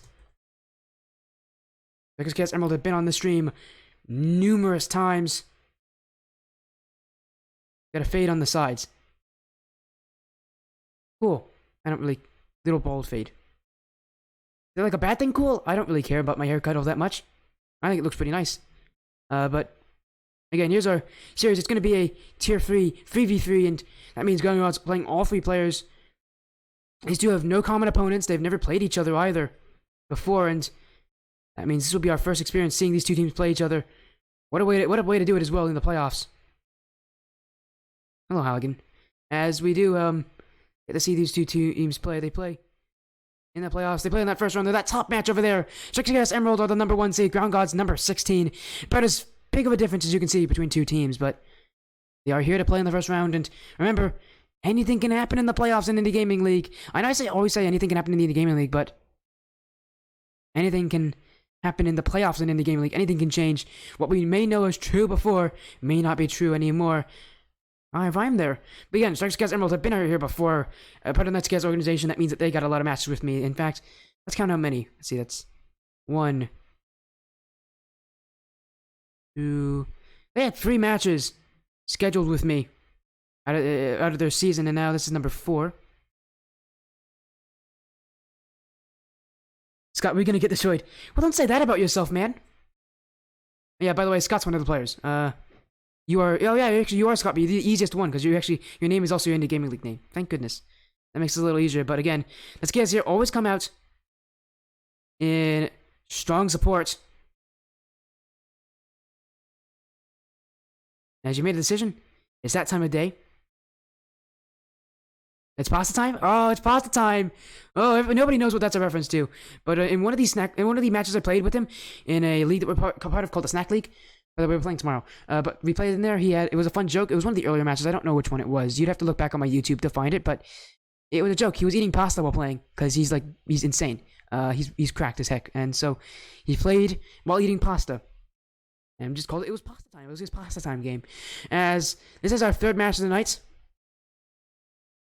After this, we'll have the Knights of Chaos return with their main roster against Spooky Sock Bandits, and we'll end with biggest one, NBD. And again, we're still working on that Midnight Red Hex Gaming match that did not form. We might have it come later tonight. We have not heard what Hex Gaming's decision is. They said that they would need some time to see if they can contact the players of Midnight Red. So of course, we're giving them that. We'll see what the decision is later tonight. Hopefully, everybody here is doing it well. It's Chaos, you always show up super well. So again, I want to thank you guys so much for joining. As again, this series will start very soon. I'm actually going to send them the info right now. That's 1. That's 2. And someone pinged me. Oh, someone looking for a friend. Nope. They're getting a watch party actually going in their server. That's great.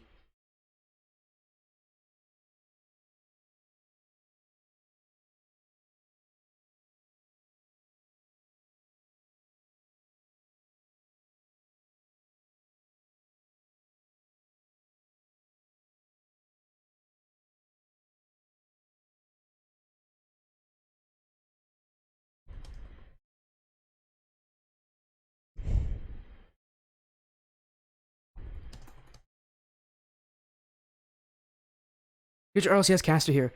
Oh, you're making fun of how I don't say anything and I'm typing. I don't know if you're like trying to be super nice, man, or if you're being literal or you're just making fun. Honestly, I can't tell. I'm a dude. Dudes historically can't tell if people are saying compliments or just making jokes or hitting on them. Okay, and that goes for all dudes. So, yeah, I don't know. That's nice of you. Oops. Ground gods. You're not supposed to join. The ground gods decided to accidentally join the match. That's not how this works. We'll let this one go out.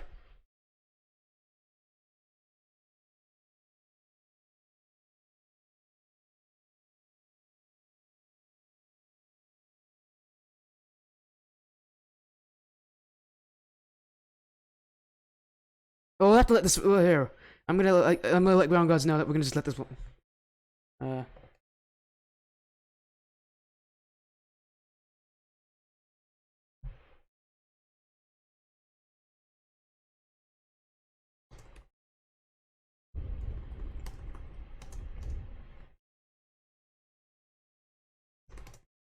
And we're gonna make sure that we fix everything here tonight.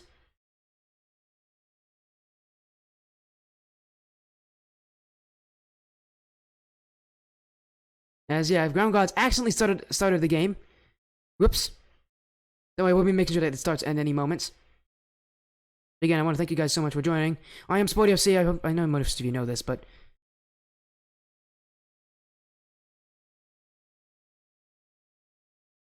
oh, we got him. Okay.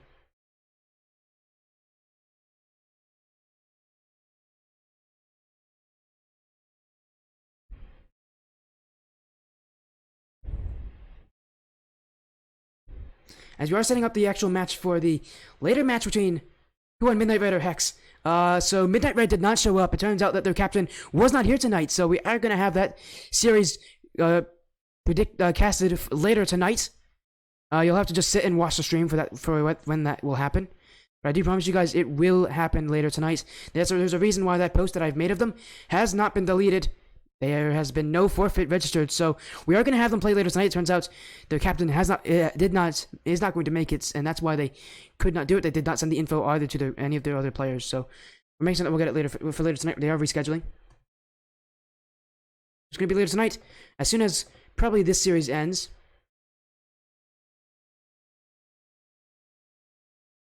I will make sure to give you guys an announcement on that as soon as we can determine what time they will start. As everybody has joined in, we're just gonna wait and let this game end out. In fact, I'm actually gonna jump in and have a little fun. You guys can chill along with me. We're gonna have a little bit of fun here. I think I might just join.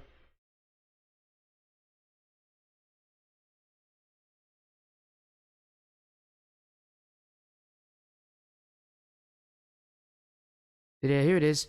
But someone scored now for Ground Gods. You gonna lock in next week, Typhoon? Ah, what team? Oh yeah, what team are you on, Typhoon? I actually didn't. I don't know if I've ever asked you what team you're on.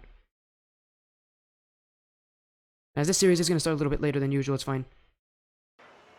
Remember, you know what time that the Hex Gaming Midnight Red match starts.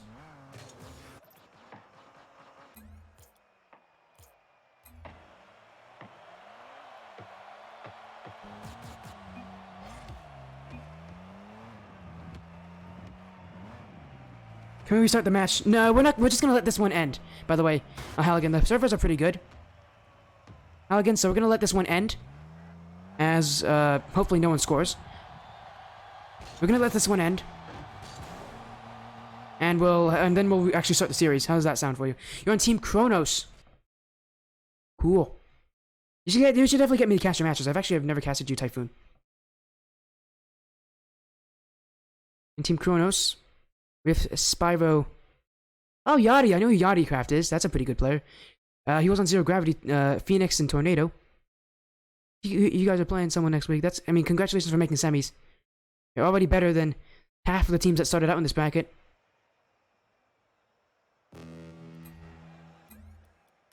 As you know what? I'm gonna join. I'm not gonna score, by the way.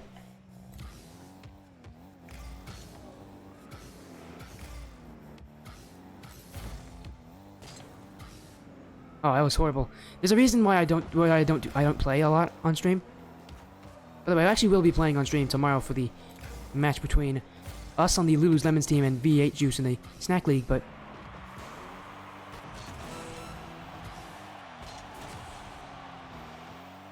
oh, yeah, we got a message now from the captain of Midnight. Turns out their internet actually went out. In fact, they actually are going to be able to make it. Oh, sorry about that, baby giraffe. So sorry about that, man. It turns out their internet went out, so we are going to have that series going later tonight. Seems like they can reschedule.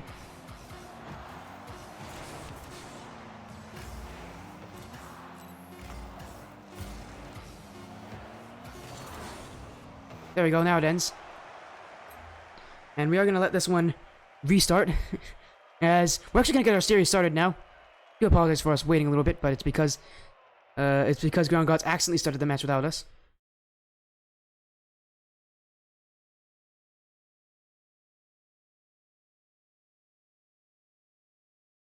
This will be a best of 5, and I'm really excited for this series because we'll see just how well the Strikes Against Emerald team will be able to play on land, not on land, nice, on under pressure.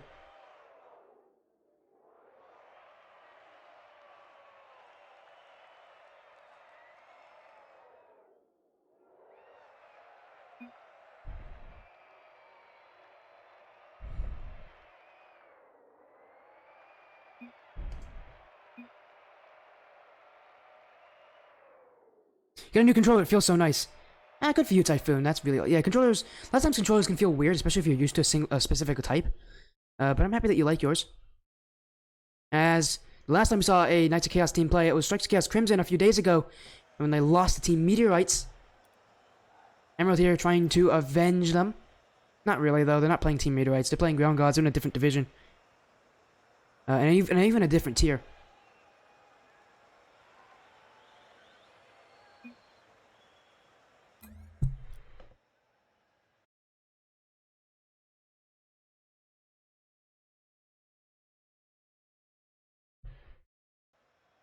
As we are getting a message for the Hex Gaming Midnight Red match that was supposed to start.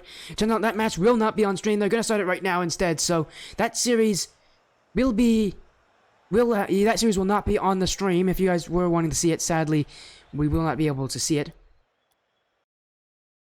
I do apologize about that, but it happens.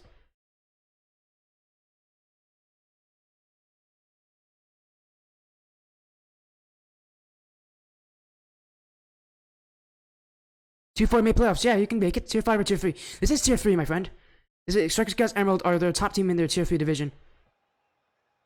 They're one of the best Tier 3 teams out there. And you can see that from the fact that they have not lost. Is Crimson Tier 5? Yes, Crimson was Tier 5. Can we join? Yeah, join whatever you want. The best of choice is spaghetti. Well, you know what? Congratulations, man. I like spaghetti too. And meatballs? Oh, even better. My sister doesn't... Sorry, my sibling doesn't like meatballs. But I love them. I love meatballs. As we do start off this series, Strikers Chaos Emerald trying to just... thinking that this could be a walk in the park, but, I mean, Ground Gods are here for a reason. They have not played these guys before either, so it's going to take some time for them to get used to them. Six season's going to be fun. Yeah, next season could be fun, honestly, man. I would love to cast your matches. You've been on stream watching a lot. I'd love to see your games. Again, if you ever want me to cast them, just send me a message, let me know. I can make time for you. At the end of the Indy Gaming League, I'm almost always open for matches, and even ones outside of my usual schedule of Wednesdays at 8, 9, 10, Fridays 8, 9, 10, and Saturdays at 8, 9, 10, 11. Always open for matches outside of that time, as everyone's probably goated. I've never seen him play, so I actually don't know how good he is. That'll be up for me to decide, and I need to see him actually play in a match. As here comes Dark Wolf, trying to bring it forward for Strikes Against Emerald, in for Jen. Jen, the underside of his car, that's the weak point, are the wheels, and... doesn't get any real strong contact on it. No shot materializes. Emerald's still looking for their first goal. But the Ground Gods sitting back a little further. Again, expected for a team like them, who are playing against the considered undefeated top team in their division.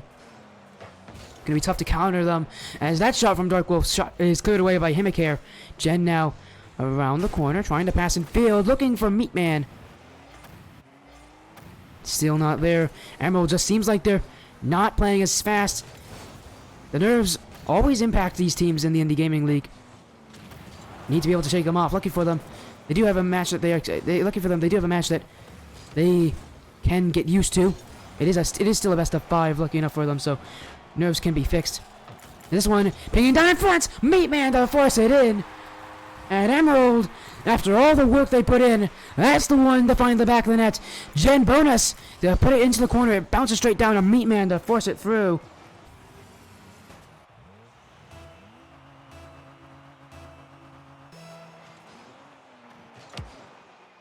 As this one pinched back. Dark Wolf to clear it, and Dex Chaos Emerald now with the lead. Can they add to it? Meatman on offense, trying to get through Himikare, but he also bumps out Dark Wolf. 2 players on Emerald are overcommitted. They need to get back quick before Baby Giraffe can make anything happen. Gen bonus inside to clear away the danger. Infield, Himikare to clear it. You can see both teams are not playing to a very fast speed. They're just trying to take it calm here. They're not trying to force anything, make any bad mistakes, as that one almost dunked away by the returning player on Ground Gods. This Dark Wolf shot towards net. Meatman to put it in, and that's a second goal for Meatman. This time assisted by Dark Wolf. And that one kind of floats in front. All 3 players getting involved some way or another. Jen was in there trying to get rid of other players by bumping them. The Mike Tyson 1-2. That what you call him? The 1-2? 1-2, give him a punch. As Scott B in with Baby Giraffe. No shot there. Ground God's still looking for a goal. As Emerald clears it up. Jen, shot on target. Shot is good. Shot is off the crossbar. Still searching is Dark Wolf. His flick on. Himikare to save it on the line. Bonus inside. Into the corner. Meatman to follow it up. Infield. Dark Wolf to jump on it. Plays passive. Sits back. Shot is saved by Baby Giraffe. Emerald holding that midfield, putting Ground Gods in a vice grip. When's the goal going to come from them? Or will it even come? Ground Gods can play good defense if they need to. Dark Wolf down for Jen. Jen, a chance in the corner, but cleared away. And Meatman can't get the touch. Ground Gods, opportunity. This one bouncing in front. Dark Wolf to save it off of Airmacade. And Meatman to clear. Just for Dark Wolf off the back wall. Good fun to follow up. It's going to be Himikare putting in his own nets. Himikare to give Strikers of Chaos Emerald a 3rd goal in game 1. And this one, Himikare completely unchallenged. A moment he would rather like to forget, as now Emerald up by 3.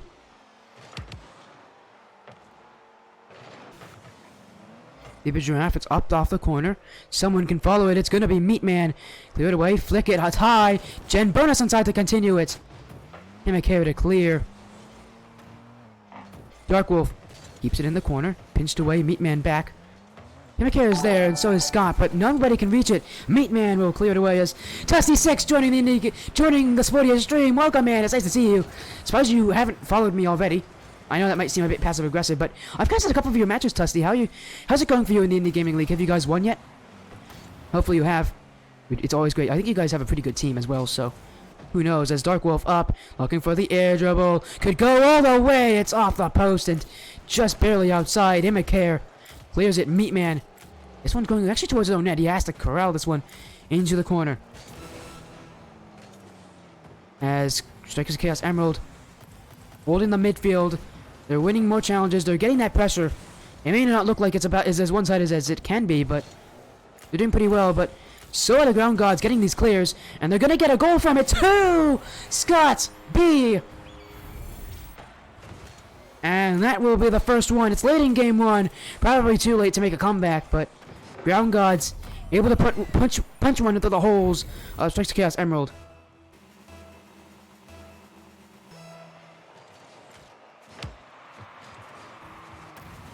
As the Strikes of Chaos Emerald will win out game 1, even though they did get scored on late. 3 goals, more than enough to beat this Ground Gods team. As the ball hits the ground, we will look at game 2 to see what will happen. As Meatman still looking for one more. Dark Wolf is going to try to follow, but Baby Giraffe lets it drop. He doesn't want any more goals scored against him. Emerald takes game 1, looking to game 2. No standout players for them. Although Meatman did score both goals, that is how he has the MVP award for this game.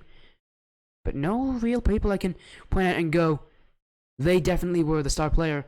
Everybody on Emerald was doing their job. Ground Gods, though, they're going to need to have some incredibly strong defense. They average 1.5 goals per game, so they're going to need to score early, I think, to really shut down this Emerald team. And Emerald Joe is just so good at swarming, being able to play consistent. They're a fast team, too. I've actually played against them in a scrimmage.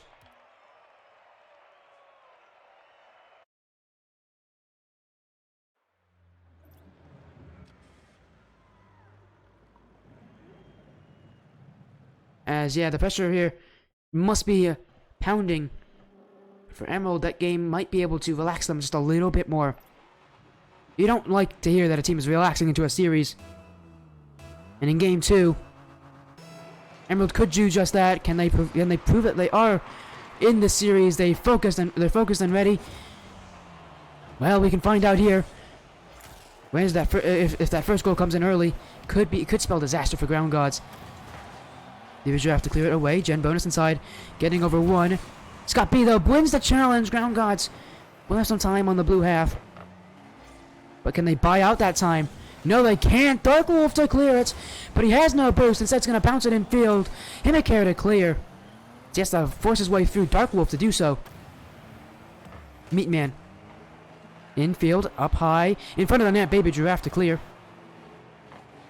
And it's back the other way, Gen. Into the corner, bounces out and away. Himikare back. Gen bumps up with him, and Ground Gods starting to prove that they too can play up to this pressure. But it depends who can strike first. So far, Emerald have done a much better job at taking advantage of offenses. This one in from Gen. Dark Wolf to shoot. Scott B to save. And Meatman towards the back wall. We're going to get rid of Baby Giraffe. The two commit. Dark Wolf shot. Scott B there. Dark Wolf again. It's off the crossbar. No one there from Strikers of Chaos Emerald. And the Ground Gods escape with their lives still intact. No goals against them. In fact, they might get one here. Scott B's shot is weak.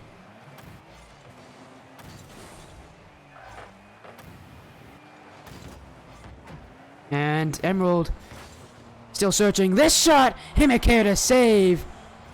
But where's the follow-up? It isn't there from Emerald, and that's what they need to practice on. They need to get those follow-ups working because this Ground Gods team will save a lot of things. So will a lot of these teams. As you get further on the back, the defenses will get tougher, theoretically.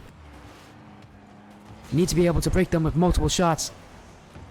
Emerald hasn't been able to do that. As this one. But Gen whoops away.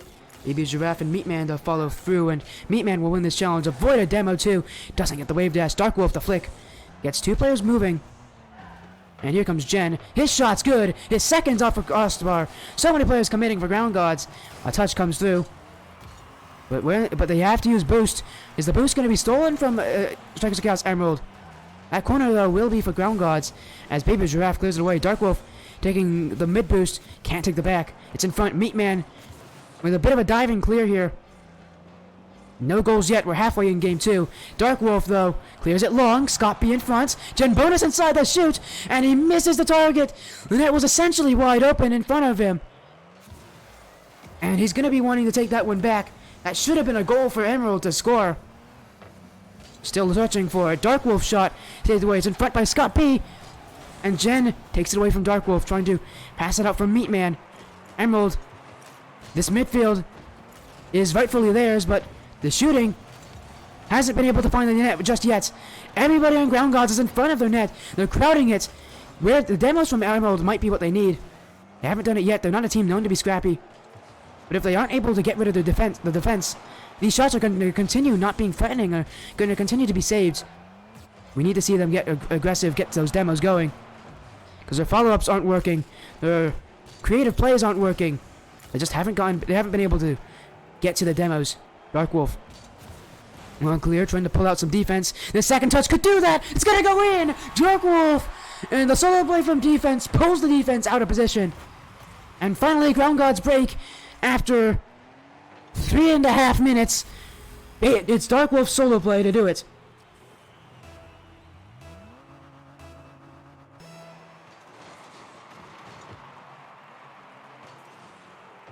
And send this one infield. Meatman. Ooh, a great touch in field for Dark Wolf. Dark Wolf to catch up. That one's so close, it's off the post.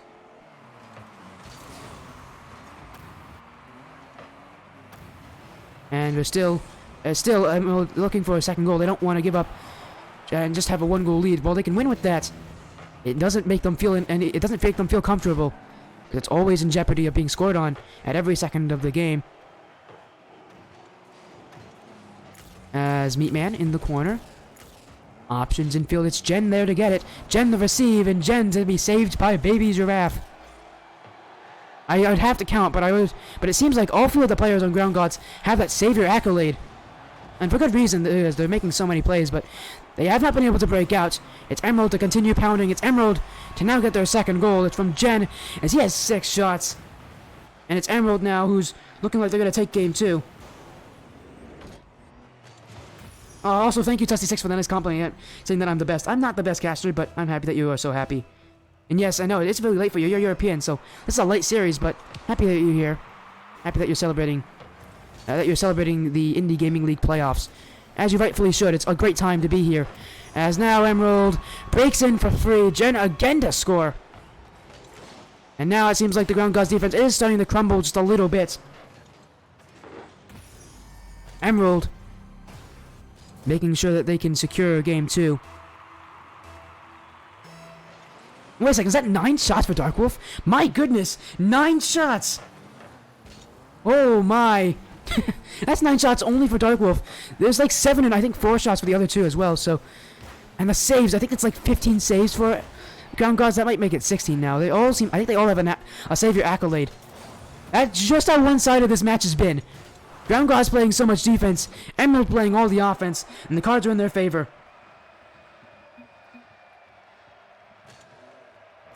And Emerald now up 2-0. Let's cut the shots here. It's 21 shots for Emerald, and 1 for Ground Gods. Ground Gods almost got shut out with shots. They had to make. So yeah, they all did get a save accolade. They almost got a double save accolade for Himicare. They had 13 saves on the 21 shots, meaning Emerald now is just kind of controlling this one. They only have 3 goals though. Ground Gods playing good defense, but the offense needs to come. Seeing a switch here from Jan, saying switching, so it seems like they might make a player change, who knows, or they might make a card change. But the shooting accuracy, in fact, I'm going to calculate that myself. Shooting accuracy, 3 for 21 is quite. As yeah, Jen's going to leave. It looks like Halligan's going to jump in.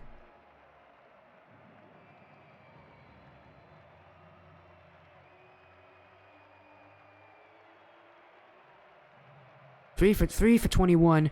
That's a 1 in 7. And that is, in percentage-wise, that is a 14% shooting accuracy. 14! 14% shooting. That's how good the defense is of Ground Gods, but it's also just how many shots Emerald is putting on. Now, for Ground Gods, they need to get at least more than 1 shot in the game if they want to beat Emerald.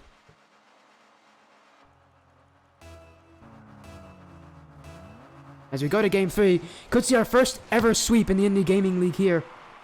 In the Indy Gaming League playoffs here. If Emerald can take 1 more game.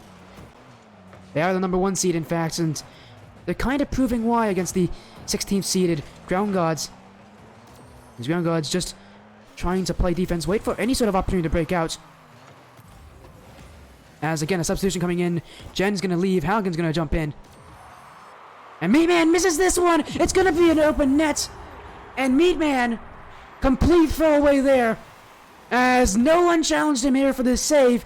He should have waited if he didn't have enough boost. But he goes up for it, misses it. And Emerald completely throws away that first goal. Now they're down in Game 3. They need to find a way back. And all it took was 1 shot. The first shot of the game, giving us a goal from the Ground Gods. Halligan. Now for Emerald trying to bring it back. Get past 2. Baby Giraffe is there to dunk him, but still favoring Dark Wolf, who's going to get the shot, who's going to get the goal. And he was masked there by Meatman, as Meatman was the intended target for that pass, but Dark Wolf decides, you know what, I got the momentum, and Scott B doesn't notice I'm jumping. I'm going to shoot this one over and rip one in the back of the net and give my team a tie game.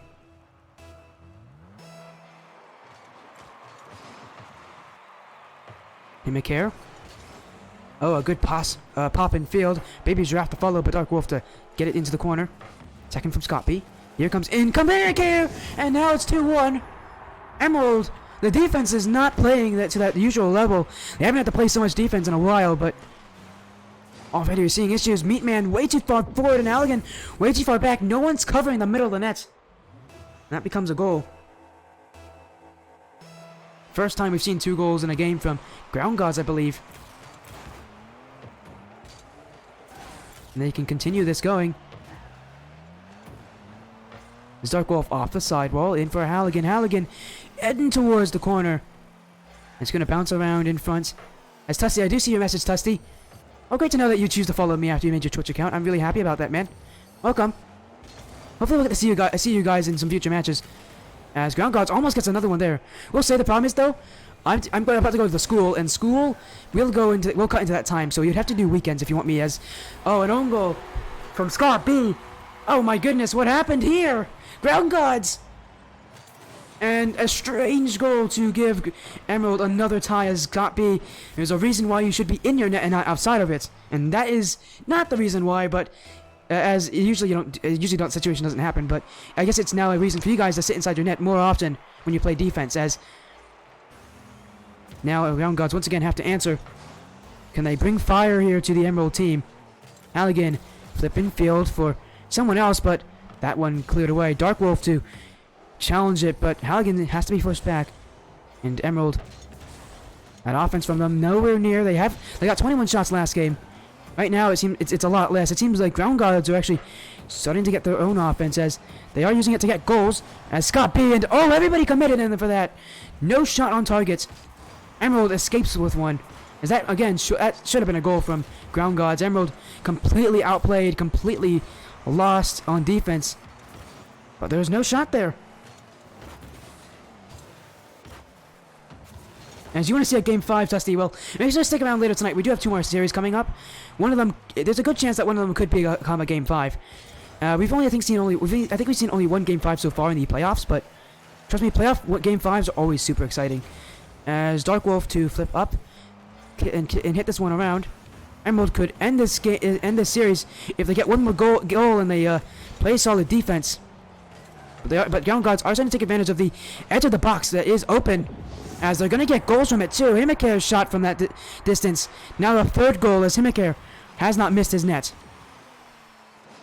And he shoots this one early enough. Meatman actually bounces over. Meatman was savable. Would have thought maybe accidentally flipped on that.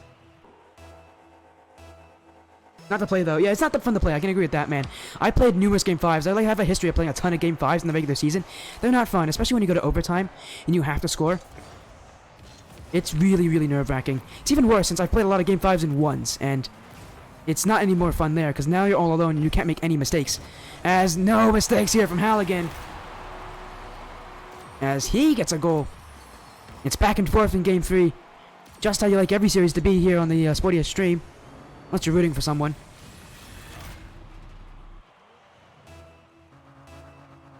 What rank am I? In 2s and 3s. So in 2s, I'm currently at C2. I've actually D-ranked since the last time I played. Since the last time I played, I D-ranked down from C3 to C2. In 3s though, I haven't really played that much. I'm C1, and in 1s, I'm currently Diamond 3. So I'm actually kind of bad right now. I'm actually playing super terribly. Again, I haven't played that much in the season. I need to start doing that more. Again, once we start schooling and stuff, I'll probably get more time to do playing. Dark Wolf gonna finagle his way past Scott B. Up in front of the net. He can shoot it on target. He can put it in. No, it's just not there. And Ground Guards, they still keep it tied. Again, we get into the final minute. It's what you would call silver goal territory. Whoever scores, most likely you're going to win it, but there's still a chance for the other team to come back. Who scores though? Who puts the pressure on? Emerald trying to make this a sweep. Trying to get through this round quickly. As we go from a super one-sided Game 2 to an incredibly tense Game 3. And I play a JL? I do. I'm not on a team currently. I'm actually looking for team right now. I'm actually LFT, so if an orc wants to pick me up, I'm here for it. But yes, I would be playing for Tier 2. By the way, I have hit C3 before, and also because tier 2 is a little bit harder, and I want to play a bit of a harder division. Sorry, harder league. So that's why I want to play tier 2. A goal coming in from Himikare, and we might not get a sweep after all. Ground Gods to answer here. They continue to answer the call. As again, that edge of the box not covered by Strikes to Chaos Crimson. It's not Crimson, Emerald. Join football cars. No, because that's a little too early for me. That's European. I wouldn't be able to play with you guys. As Halligan trying to tie it up to 4-4. Almost. Dark Wolf coming in with this shot. Off the back wall. Follow up not there. But it is from Meatman. On the line by Baby Giraffe. And Himikare doesn't get the touch. It's Dark Wolf. Scott Pita save. Meatman off the corner. Last seconds for Emerald. Can they tie this one up in game 3? Meatman in front. Himikare can't get it. Halligan continuing to get touches. It's still up, but they're going to have to let it drop now for them. Shot from Dark Wolf. Still up high. Meatman, where's his challenge?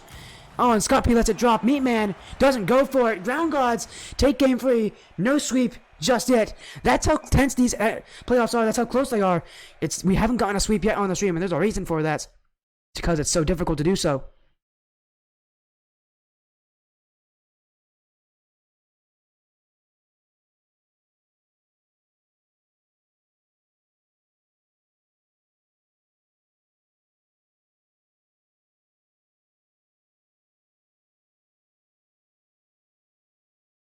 We're going to go to game 4. Sorry about that little break there. I had to message someone.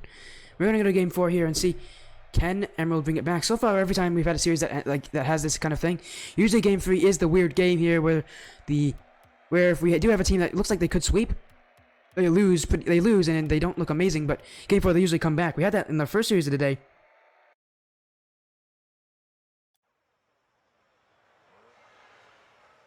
Tusty says he wants a reverse sweep. You are saying that to a lot of Knights of Chaos fans in the chat, so I don't know if they're going to take too kindly to that comment, but remember, guys, don't insult anyone. Except for me. You can insult me. I don't really care too much about that, but don't go after anybody. But I do find that I do like your comment, Tusty. It's pretty funny. As we go to game 4, Emerald can win it here. We haven't had a game 5 in a while. Emerald surely doesn't want to be one of the teams to be there. Is he with the SOC? Yes, he is with the Knights of Chaos organization. He plays for, I believe, Onyx, who's actually going to be playing on the stream tomorrow. It's all fun and games. That's cool. But yeah, he plays on Onyx, I believe. Who are also 6-0, and they're going to play. So, we're going to be excited to do that. I think they are the number 2 team in the division. They might be number 1. You guys would have to let me know, actually, if you're number 1 or number 2 in your division. In seeding. I don't remember. I think they're number 2, though. I think there's one team that actually is a lot better. That's actually a little better than them in seeding. But still, undefeated. It's pretty impressive going into the playoffs. Same or different team. Yes. Say he doesn't play on Emerald. He's on a different team. He's on Onyx. I believe there are 7 teams on the Knights of Chaos organization. And I've casted 6 of them. The only one I haven't casted is Knights of Chaos Gold, who are not in the playoffs right now. Knights of Chaos actually had 6 of their teams make the playoffs. We're going to be casting. We're going to be casting, I think, 5 of them this weekend. I believe about it. We casted Crimson. We're going to cast Emerald here. Then we're going to cast the main team, and then we're going to cast Onyx and Scarlet tomorrow. So we're casting 5 of their 6 teams that are currently in the playoffs.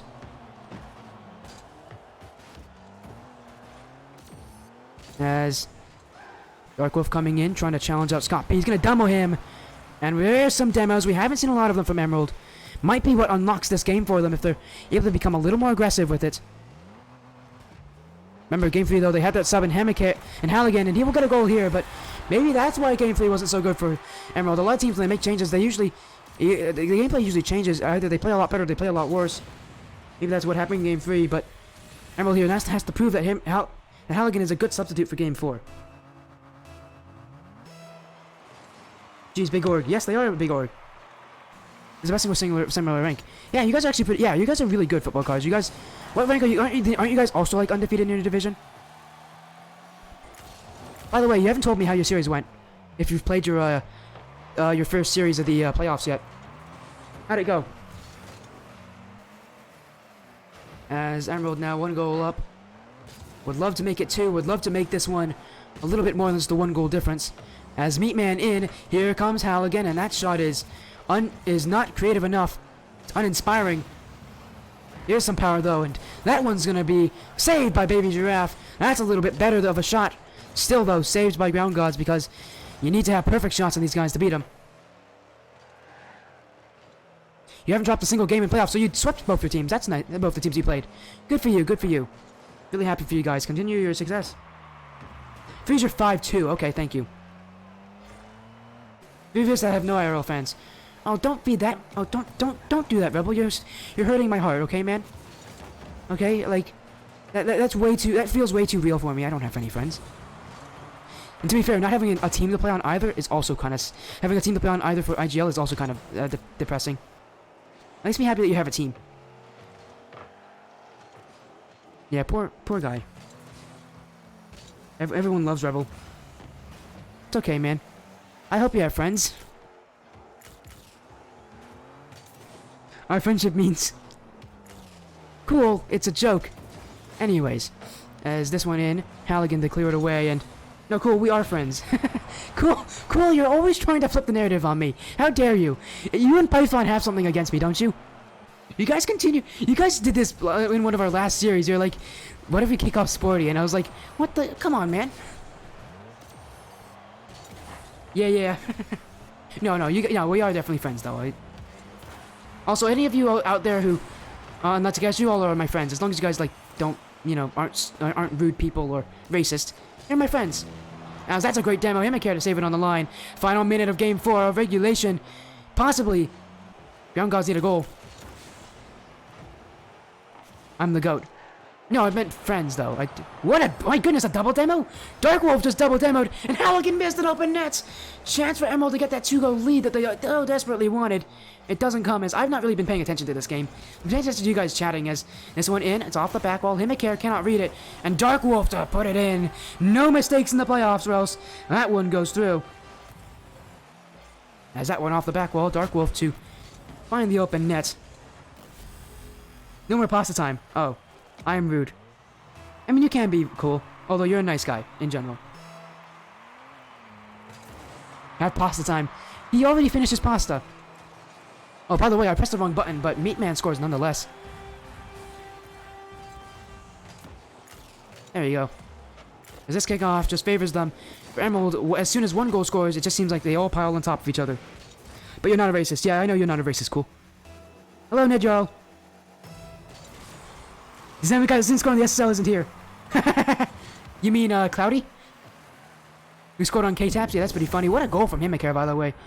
That one pinched in field. It's not out. It's not over yet for Ground Gods. It's not over until the final seconds tick by.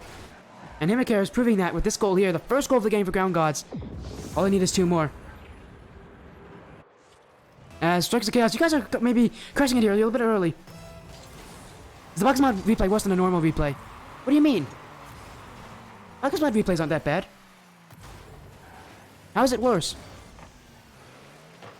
As now in field, in front of the net, Scott B and oh my goodness! Dark Wolf just did it! He saved it on the goal line, and he secures a Game 4 victory! Ground Guards moments away from getting her second goal, but now they face defeat. Emerald scores again. Game 4 won with that save on the line. And that will win it. Saved on the line by Dark Wolf, I believe. What a play. Emerald wins Game 4, and I haven't paid attention at all this game. You guys have been distracting me. Good job on that. As that is a win for Emerald. They now win 3-1. There you go. 7-0. And that one now securing a victory for them. Well, I know Knights of Chaos is doing a watch party. You guys make sure to stick around because we still have Knights of Chaos playing later. So make sure to, again, stay for that. That's going to be a good series. It was fun to watch. It was fun to watch. I'm going to do a 1-minute ad anyway, so that sounds, it gets cancelled.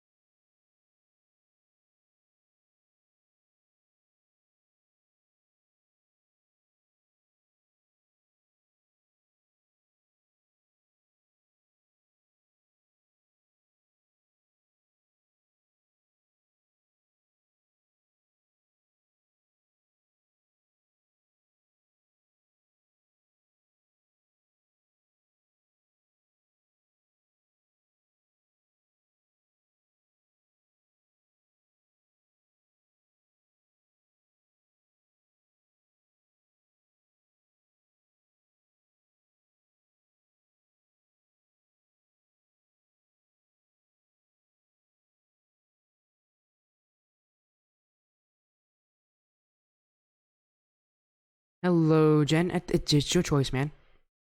It's your choice. So I can wait if you want to bring everybody else in, Jen.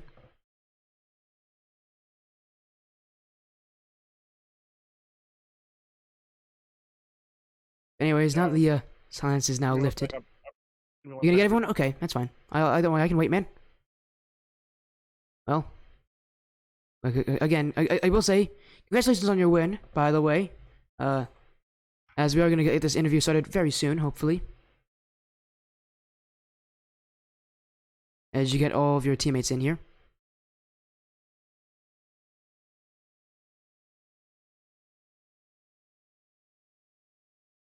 And we are making sure to set up the interview, by the way, guys. It seems like we might be getting the whole team in and not just the usual one. As a follow coming in from Rebel, converting from a Prime sub to a Tier 1 sub. Hey, Rebel, thank you so much for the support, man. That means a lot, actually. The sub. You guys are the best, by the way. You guys are amazing. I do see a water break coming in from Eagle. Hello, Eagle. Yo, what's up, guys? What's up, Sporty? Oh, hey, you guys are in. Hello, Jen. Hello, Jen. Bonus inside. Ghost Killer and Halligan and Meatman. Oh, as now Rebel's giving out 5 subscriptions. Rebel's just being so generous tonight. Well, thank you guys so much for joining in, and thank you, Rebel, for the gifted subs. Everybody, make sure to say thank you, Rebel, if you were given one. As we're gonna get this interview started, we're gonna start with Halligan being subbed in mid-series. Was this the original plan, or did you jump in for what was the kind of the reasoning behind this? Just kind of jumped in so that way I could get some game time in as well. We already won our first 2, so might as well. Yeah, and to be fair, your first game with the team in this series was your worst game, actually, for all of you guys. It was a massive loss. You guys could not keep up with the ground gods. But Jen, take me through. What did you tell your team in between the games, or if you told them anything, what did you tell them to kind of get them ready for Game 4? Because everything flipped after that. Just pretty much that they need a challenge and keep the rotation going because it was lacking a little bit in Game 3. So we just had a little pep talk, kind of get their spirits going again, and it seemed to work out. Yeah, I mean, it didn't just seem to work out. It did work out, and now we move on to Ghost Killer and Ghost Killer. With things working out so well, what are your plans on the future, my friend? You definitely have that solo play ability. We saw you do it a couple times already. Although some of them worked, some of them didn't. Your next opponents aren't going to be as easy. What do you think you're going to take into those next series against teams that are probably going to challenge you a lot more aggressively? Are going to be much higher rated teams as well.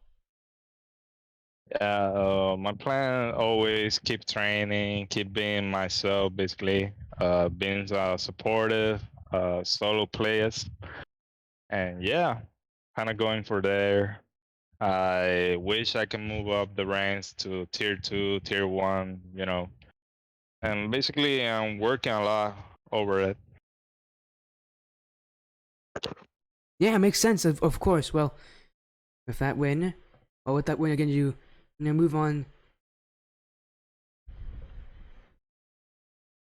1 second. Sorry about that. And now with that win again, now we have to move on to Meatman. We can't forget about you, man, running out the back. I mean, how does it feel getting that win? I mean, you must have felt at least a little bit jittery in that series. I don't know what kind of playoff experience you guys have, but it's always going to be a little bit scary, your first playoff match. Take me through kind of what this means to you guys' confidence. It feels pretty good. As long as we just keep communicating with each other. Just trying to find each other's flaws in all of this. Yeah, and you guys keep working on yourselves. You're going to make it far. Jen, the last question will go to you. Again, as we said, talk about flaws and your flaws. What are you going to work on this next week, getting into your next series? Because no series is an easy series in the Indy Gaming League playoffs. Every series can go the other way if you don't play at the top of your level. What do you guys have? What do you plan for your team going into the next week? Just kind of keep the practices going, keep comms going. Just kind of chit chat. We'll go over some replays and kind of go see what happened, what we could have done better, kind of improve ourselves. Just kind of work as a team because we can't be doing this single handedly. We got to be as a team. So doing the team mechanics, everything like that, passing and stuff like that will help us continue this grind into hopefully championship fields. Of course, there's so much support coming out here. Thank you guys so much for the interview. We do have another match coming up very soon. But again, thank you guys so much for joining. Congratulations on the win. But before you go, we're gonna have that shout out moments right now. We're gonna have to make it a little quick because we are running a little bit short on time. But we're gonna get through all four of you. Don't worry. We're gonna start with Meatman. I'll give a shout out to my buddy Henninger. Hey, quick. That's a quick, short, simple, to the point. We're gonna now go with Ghost Killer, my man. The mechanics were on point. Who was there to support you along that way? Gotta shout out my friends who taught me the mechanics and how to be not just a solo player, but also a freestyler. I'm kind of in between both worlds, so shout outs to him. And then we go on to Halligan, the surprise sub in Game 3. You have anyone that you want to shout out? Just my teammates and the Strikers of the Chaos and all of our supporters. Of course, and now we end with Jen. Hello, okay, Jen, it's now you're last but not least, and it's your turn to now shout out. We're gonna have you finish off the shout outs before we go straight to a break. Well, first thing I want to shout out Sporty for helping us cast this game. Shout out Ground Gods for putting up a good fight. Shout out all the supporters that we have. Shout out the Strikers of Chaos, everyone helping us there, and just everybody, the team, everybody. We can't do this without them. So Yeah, well, that's a great area to end off this one. Our next match will be Knights of Chaos versus the Spooky Sock Bandits. As we're gonna make sure we get to that one very soon. Thank you guys so much for joining. We'll see you guys in just a few minutes. Just give us a short moment for a break. Yeah, no, thanks guys for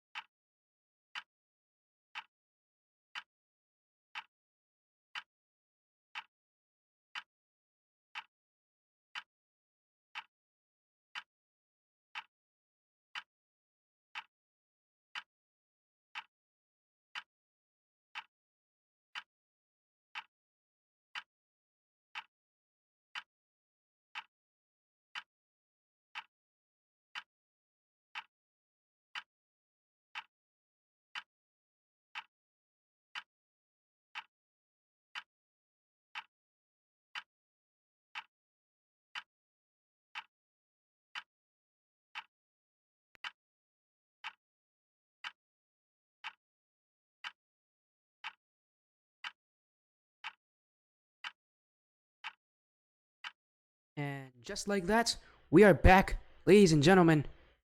Our last update of the night between the Midnight Red and Hex Gaming match just came through. Hex Gaming did take the win 3-2 off stream. Congratulations to Hex Gaming. Again, sadly we could not get to see that match tonight due to the series being pushed back. But again, again, congratulations to Hex Gaming on the win. But we're gonna focus on the next series of the night, which is coming up right now at 10 p.m. Eastern Time. Knights of Chaos for the Spooky Sock Bandits. The match a lot of you have been waiting for. The Tier 1 3v3 scheduled tonight. It is going to be electrifying. The 5 players of Knights of Chaos take on the 4 of the Spooky Sock Bandits. And these teams have a lot of history, a lot of similar matches. Both teams played Dock and Friends, both played Purdue A, both played Delaware Rising, and they even played each other in week 1 of this Indie Gaming League circuit. Against Dock and Friends, they both went 3-0. Against Delaware Rising, Knights of Chaos went 3-0, but the Spooky Sock Bandits went 3-1. And against Purdue A, that's a real big difference. Knights of Chaos swept Purdue A. Spooky Sock Bandits got swept themselves. And they even both played Venus NBA. Spooky Sock Bandits lost 3-1. Knights of Chaos swept Venus. And then when they played each other in week 1, back when they played each other on the stream, it was a 3-1 win for Knights of Chaos. Knights of Chaos do have the advantages in this series, but do the Spooky Sock Bandits have something new? I did get a message from Timed earlier saying that we, meaning him and his team, will not throw this time. They're confident in their abilities coming into the first series of the playoffs for them. They're ready to take this rematch, take it with storm. As hello Mayhem, how you doing? Nice to see you joining in, supporting your team. Hopefully hopefully you're doing well. Again, we can see them. They are what number are they? They are the number 3 match, so the 4th seed in Knights of Chaos taking on the 13th seed in the Spooky Sock Bandits. A rematch from week 1. And a rematch I'm sure you guys are going to absolutely enjoy. It's going to be a great rematch to watch myself. But what do you think is going to happen? We're going to get that prediction poll starting out in just about a minute. As soon as I send out the info to both Matt and Timed. There they go. There's the info. They now can join the lobby.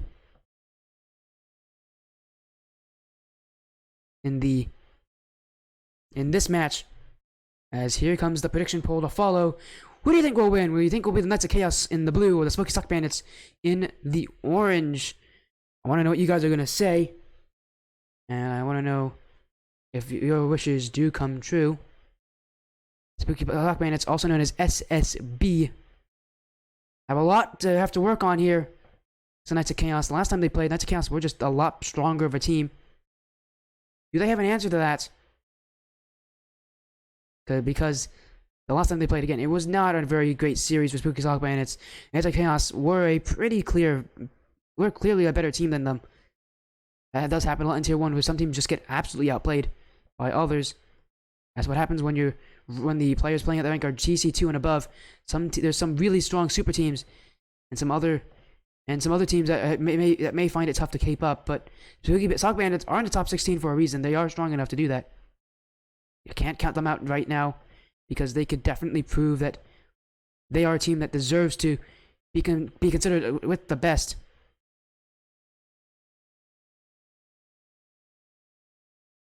As again, I want to say thank you so much to you, everybody joining along here. This stream's got a great viewership here. We've got one more match after this one between Biggest One and NBD.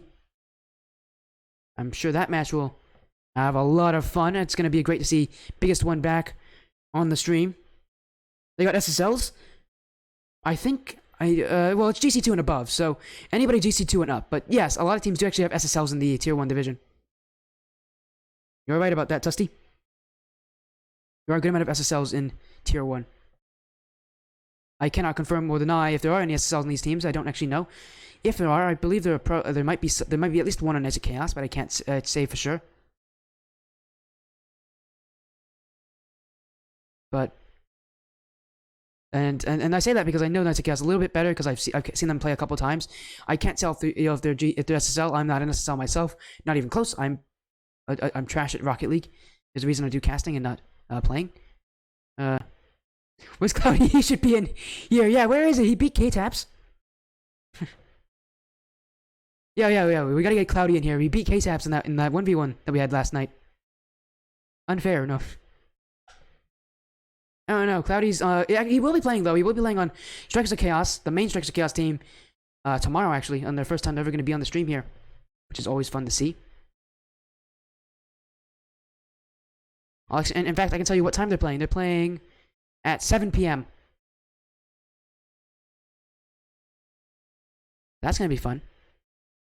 They're playing at 7 p.m. You sure this is in the East? Did I do it incorrectly? Here, here. We'll do a reset, Matt.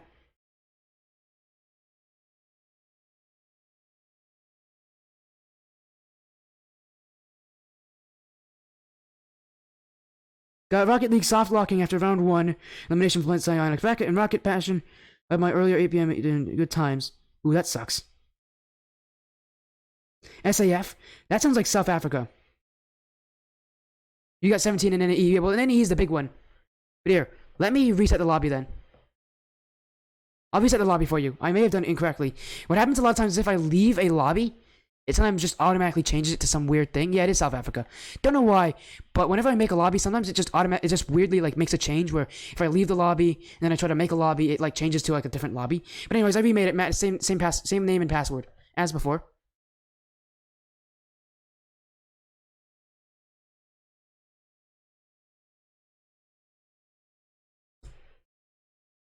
Make sure everybody joins. But we'll go in the game here so that you guys can see the field. And this is a best of 5.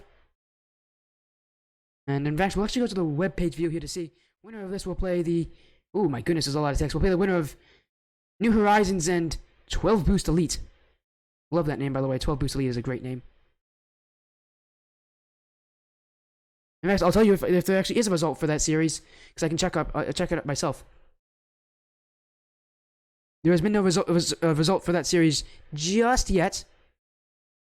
But there's always a chance. We'll just have to wait and see what happens there between those two teams. On some other stream, hopefully you guys get to see it at some point. It'd be a fun series, probably. Tier 1's always pretty interesting. Although Tier 1 does sometimes have the tendency to be a bit one-sided. Whenever it's good, man, it's fun, Rocket League. But again, we'll make sure that we get this series underway.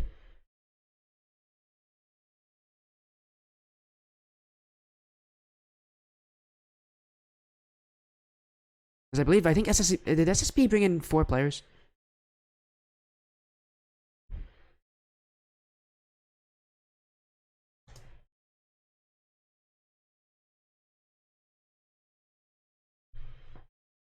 You're only here for Timmy.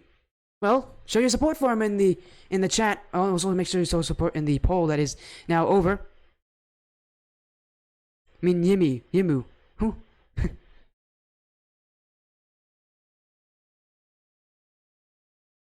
As we are making sure to check up on one of the teams right now before we actually get ourselves started. That's why we are having.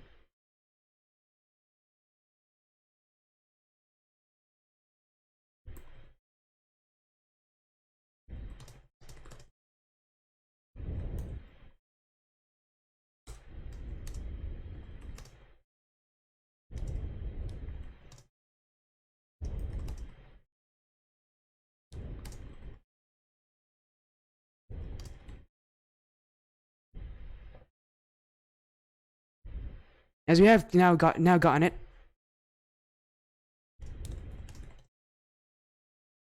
Yeah, we are just making sure that everything is good here before we actually get ourselves started in this best of 5. We have checked up on the teams and everything is good.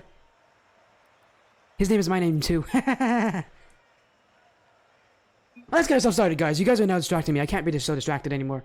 I gotta focus. This is a good series for you guys to watch. Tier 1, 3v3. This is unreal. Are you guys like talking about having the same name? That's fun.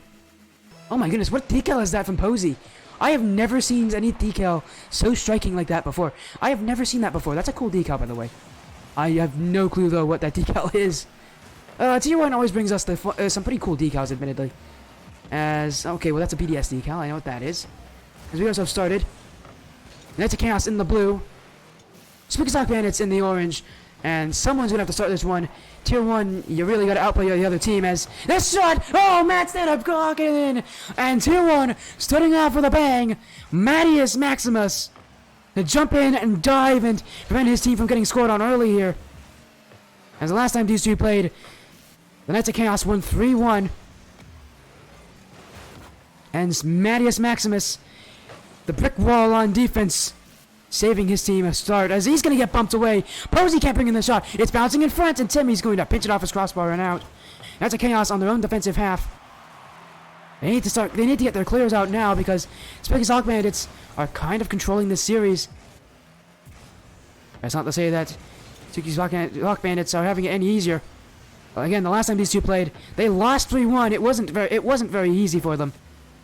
And they are the lower ranked team. It's going to be a tough bracket for them. But they can make it. If anybody can beat Knights of Chaos, they can.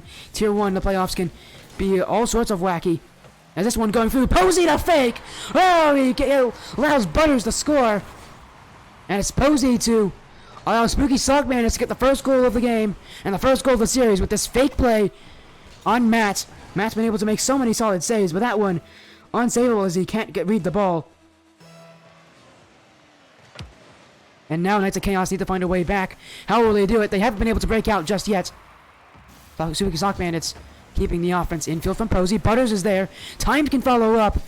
And Timmy to pinch it away. Butters keeps it in his own back corner. The real question is going to be the defenses of these teams. How solid is their defense? Can they prevent many goals from going in? If their defense is solid, your offense can be right there up with it. As Timmy infield, Posey to clear this one past Matt. And Knights of Chaos still just trying to shoot the back wall here, see what can pass on through the defense, but haven't been able to find an answer. And Spooky Sock Bandits clears with Time's high-flying flick. And now pass and field K-Taps to take. And so far both teams kind of punching each other here, trying to throw the ball at each other, but it's the Spooky Sock Bandits who are going to take a 2-goal lead here as Posey redirecting the midfield. He was cherry-picking upfield, waiting for the pass from Butters. There's no offsides rule in Rocket League Soccer, and Posey takes advantage of that. Knights of Chaos find themselves 2 goals down in game 1. And as the Spooky Sock Bandits look to take this series against them. And now that shot will make it free. It's Butters to score again. Scored the first goal, scores the third goal. Spooky Sock Bandits are starting to run away with this game. Starting to stack up the points, stack up the scoring, and trying to make this game out of reach to secure a good start in this playoff run. Knights of Chaos, how do they respond? So far, we have seen very little from them on offense. Where's that goal? There it is. Matt's going to come in. The first goal of the game for Knights of Chaos. It does come after 3 goals scored by the Spooky Sock Bandits, but it's definitely needed for Knights of Chaos' confidence. Matt to score. He's been the most vocal player so far this game. He had to make that incredible save at the start. And he makes the first goal. But how do Knights of Chaos continue to add to this, or even if they do, Spooky Sock Bandits have been able to keep more offensive pressure per challenge. Knights of Chaos need to find that way to get back. As Matt, Butters doesn't get the right touch, and he has to clear this one out for time. Timed off the sidewall, and Timmy to put it up for K-Taps. K-Taps, who we saw just yesterday play a 1v1 against Cloudy, where he inexplicably got scored on a couple of different times. A complete surprise here. Cloudy played extremely well against him. Everybody talking about Cloudy against K-Taps. Want to see the rematch? I'd love to see that rematch, but right now, K-Taps in this series trying to help his team to a win. As Timmy keeps the dunk, it's up into the ceiling. Timmy down for K-Taps. K-Taps to the side, trying to dunk out Posey. It's now in field. In from Matt, but he doesn't read it. Timed to the back wall, looking for a second one. Can't get a touch. Butters. Still Butters. Looking in field. Timmy to clear. And the prediction's relatively even, actually. I believe it's 70 to 30 in favor of Knights of Chaos. Makes sense. There are more Knights of Chaos fans in here than Spooky Sock Bandits fans, but still relatively close in the predictions. It seems like Knights of Chaos, they need to build that confidence once again. They did come from a loss in week 6 against the Monkey Men, How do they regain? They need to find a way to shake it off here. Shake it off. And get themselves in this series as Spooky Sock Bandits looking poised to take game one. One more goal will secure it. But they don't even need one more goal as long as they hold on this lead. The midfield is solid. That's a Chaos. Can't find a way to break through. And that will allow Butters to complete his hat trick. Secure game one victory for Spooky Sock Bandits. That's a Chaos. We'll have to look towards the Aquadome to get themselves in this series. Because again, this is the playoffs. Everything can change. You cannot lose anymore. Round of 16 holds no punches, no apologies. If you lose, you are out. That's the end of your run. No medals for you. No matter how well you've done in this regular season, you can't prove it here. Then there's no saving you. And the next chaos, this shot will find its way in. Will be given to Matt, but again, it's too little too late here for the Knights of Chaos. A late goal, though, can help them out. Matt's been scoring both goals this game as Butters double taps us off his own post. He almost saved this one, but Spooky Sock Bandits still just trying to wait out the end of this game to go into the game two. As Timmy and K-Taps, a miscommunication. Gonna put the Knights of Chaos back a little bit further. Can they get a third goal? Make this even closer. Yes, they will. It's Timmy to score. And now it's a third goal for the Knights of Chaos. As Times doesn't read the back wall bounce correctly. A trivial error. That will now allow Knights of Chaos a kickoff with 2 seconds remaining. But it will still be grounded. Spooky Sock Bandits wins game one, although it was a lot closer. They weren't able to hold that lead very well until at the end of the game. It looked like they were starting to slip there at the very end, but the Spooky Sock Bandits will win on the Manfield Knights.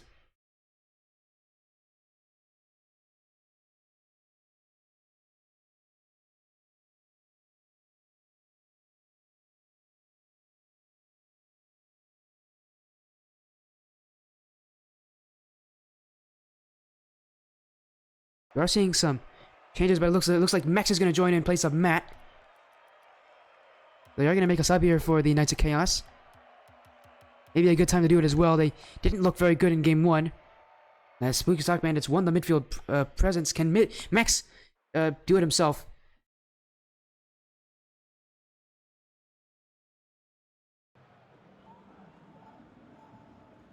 Again, remember, these teams have played each other before. And then that time, Knights of Chaos did drop a game. But to repeat that, they have to win the next 3 games. But that's going to be difficult. Spooky Sock Bandits would like to make this a much better series for themselves. They could knock out one of the top seeds in the first round. What a storyline that would be.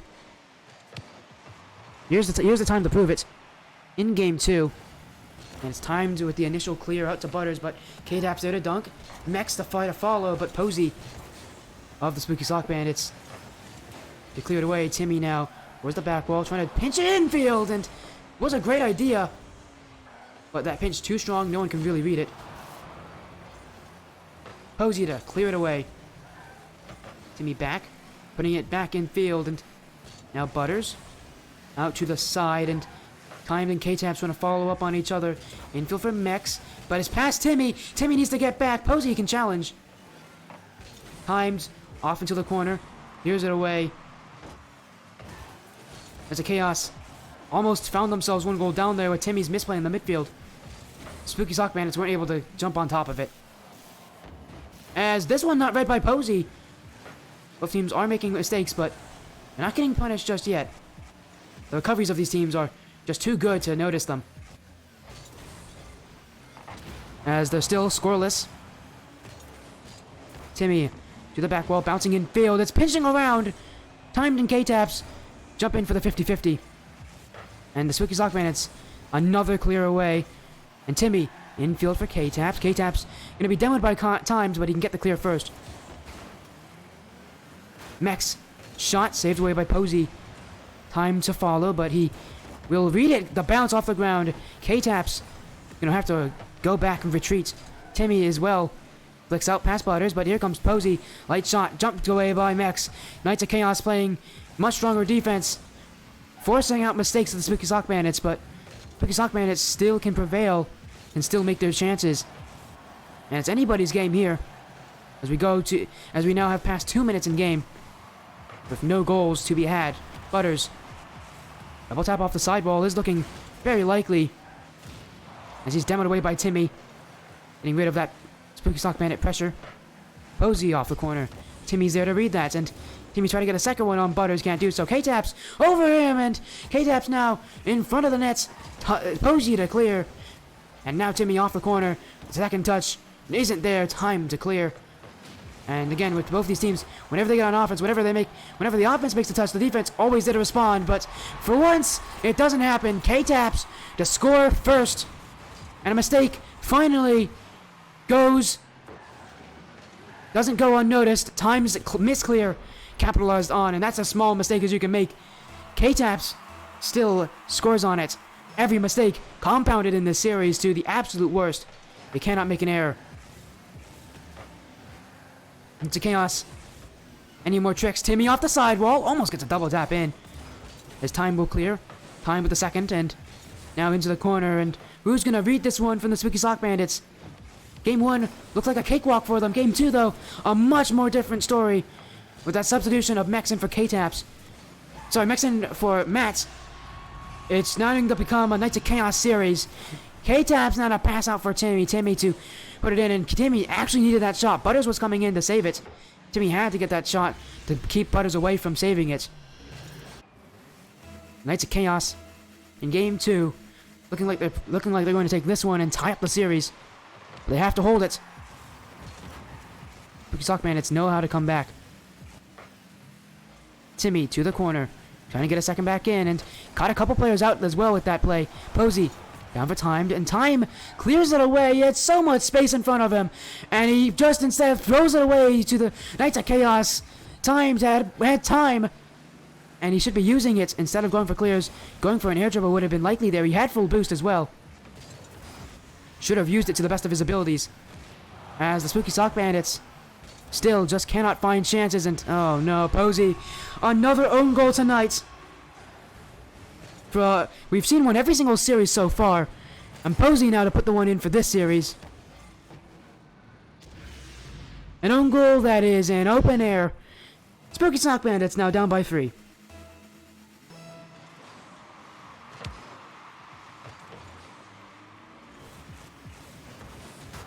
Next in, can't get past Butters, and Timmy now shot to the back wall. Posey to clear it away to Timed, and Time to just throw it ahead. X is there to respond. That's what these tier 1 players like to do. They like to solo play out of defense. Butters is shot, and Timmy doesn't read it. Timmy was stuck galloping in his back end. He was doing loops to loops and circles, as we're seeing K-Taps here with a disconnect. Hopefully he can read to connect, but Timmy tripped off the post, wave dashed instead of jumped, and that goal goes in. Tier 1 sometimes brings the funniest of goals in. And for Spooky Sock Bandits, they'll take any goal they can get here to stop the Knights of Chaos aggression, stop the Knights of Chaos momentum, and stop them from making this so one-sided.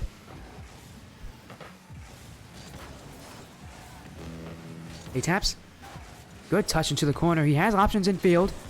He can't read it. And that touch to the corner was nicely lofted as well. Not too strong so that he could come after it. That's a thing that you'll see a lot of Tier 1. A lot of staying to the ball, making one touch, and being able to follow it up with either a teammate or yourself. Being able to have someone at the end of every single ball. Super important. A lot of Tier 1 teams, when they feel pressure, just throw the ball away. But the top teams know how to keep it close even when they are under pressure. K-Taps. Hit into the corner. Pinch and field from Max. Max can't find it. And there's a Chaos. Just make sure the Spooky Sock Bandits can't find the way back. Timed off the back wall. Posey into the corner. And who's going to follow? It's going to be Butters, but he doesn't read it. Time does. The net is open. Open. It's in front. No one can score it for the Spooky Sock Bandits. Ending Game 2 with the Knights of Chaos win. Sock Bandits, with this series tied, they do have empathy ready for the substitution if they need it. Will this be where they make it? Or will they stick with the same lineup?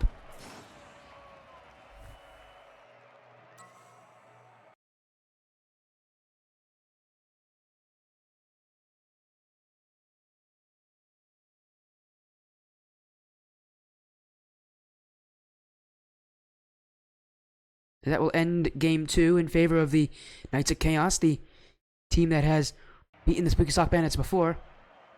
But now they need to prove that they can do it again. Not an easy task, as looks like we may not get any substitutions either. Looks like both teams are confident with what they have going for them, and it's always great to be confident in these series. You need to be confident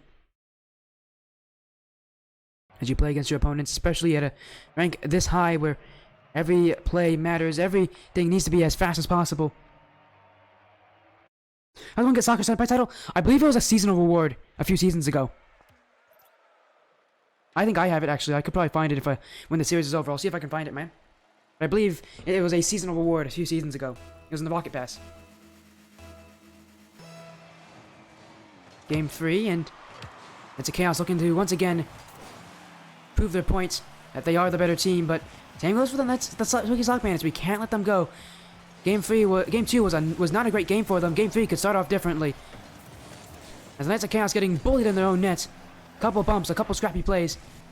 Seems like no one being given any space here on defense, but now K-Taps breaks free. Looking for a double. Said it was an air dribble, trying to get a pass in field, but the Knights of Chaos don't get one. K-Taps to clear. Timed back to put it in the corner. And now Timmy in field for Mex. Mex will put this one off the back wall. In for K-Taps. And K-Taps' shot is just off target. Here comes Timmy. Can't put it in. K-Taps back. And now Timmy. And they just keep using it. The more you hit the ball, the better it'll get. Knights of Chaos had about 2 or 3 different touches in that offensive push. All uncontested. And they were able to score. Oh, I just went into my settings by accident. Didn't know how that happened, but it did. It's a Chaos now, up by 1.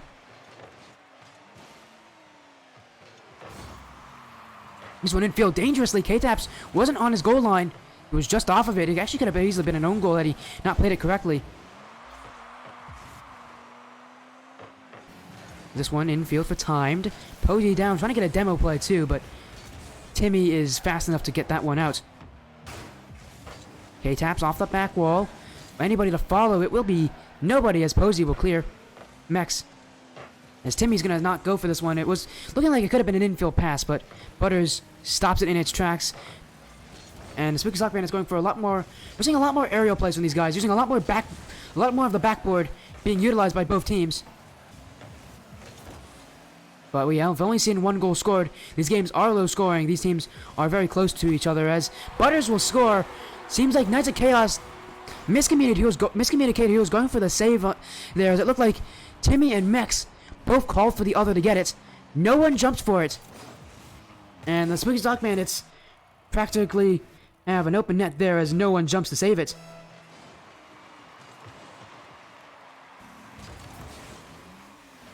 By the way, I hope you guys are doing well there. We're watching a very fun series. As again, if you don't know who I am, I'm Spotty FC, verified caster for Beyond Ranked. I'm also now a clipcaster, so make sure to do the command !BR clipcaster. In fact, I'll put it down below. I have it saved. BR. Remember, it's #BR clip caster to book me if you have any fun clips, any fun Rocket League clips that you want me to cast. It supports DF Game, Metal, and Twitch. So make sure to send your clips there, and I'll be sure to react to them. What a series so far. Time dynamo on K-Taps. It's tied as we go past the halfway point. It's hello, Seth RS. I'm assuming that's what the yo means. Hello there, Seth. How you doing? We're watching a series between the Spooky Sock Bandits and the Knights of Chaos. As that shot from K-Taps almost in. Kimmy and Posey! He's on the crossbar! Oh, how does he save that one? Posey on the crossbar. Saves his team from going down in Game 3. Everybody, even if you're supporting Knights of Chaos, you must say that save was absolutely unbelievable. A Herculean effort to keep his team in. Sethers, got it, Seth. Sorry about that, man. As Mex in field, looking to Timmy to see if they can put another one in, but Posey is there. And I do apologize about that screaming. I do it a lot if a cool play happens. As Timmy to the ceiling, looking in field, trying to get a second touch. It's in for K-Taps off the back wall. Here comes Max, and time is there to save. Butters. And another solo play. This is what the Spooky Sock Bandits have been using all game long. Will it work? No, the backboard defense getting stronger and stronger from the Knights of Chaos. And K-Taps to clear it over Posy's head. Butters to keep it long, looking for a follow-up. Shot is good. Off the back wall. Bubble in. Timmy to save it past Posy. And still, it's tied. Somehow, some way, no one's been able to score for a while now. The defense just too good. K-Taps trying to go infield for timed, and what I'm saying is this gameplay absolutely spectacular. I'm only a lowly champ 3 and on my good days I'm currently champ 1, champ 2. And this is incredible Rocket League we're seeing right now. Tier 1 Indy Gaming League action, GC2 and above. These teams are playing for their tournament life because it is on the line. This is the round of 16 of the playoffs. Remember, whoever wins this goes to the quarterfinals. As thank you for the nice compliment, Sethers. It means a lot to me. Again, you guys are the fans are the ones that support this. As K-Taps finds the open net, Knights of Chaos knocking, and they get the goal. They get the go-ahead goal in their minds in this game, but it's not go-ahead just yet. Still need to wait for the game to be over. They have 14 seconds left, and then it will become the goal-ahead go. They need to hold their lead. Spooky Sock Bandits trying to find a way back. Their offense has been mostly comprised of solo plays, and that has been relatively easy for the Knights of Chaos to defend. But still, one more chance for the Spooky Sock Bandits could be made here on defense as Posy up for timed, and oh, this one, an extra touch, unnecessary extra touch, and Knights of Chaos will let it drop. You would think this was the final game. You think this would be the finals? Yeah, they're playing like it as well. That's because it is the time. As Posy's now leaving, we are getting the substitution. Empathy's going to be joining in for the Spooky Sock Bandits. As we go to Game 4.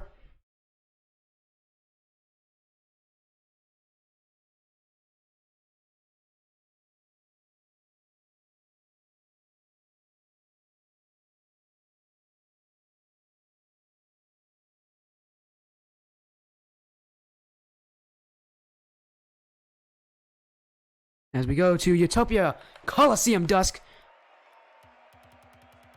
You guys, the series could end here, but we could also go to a Game 5. This series definitely deserves to go to Game 5. With how close it's been. That would require a Spooky Sock Bandits win.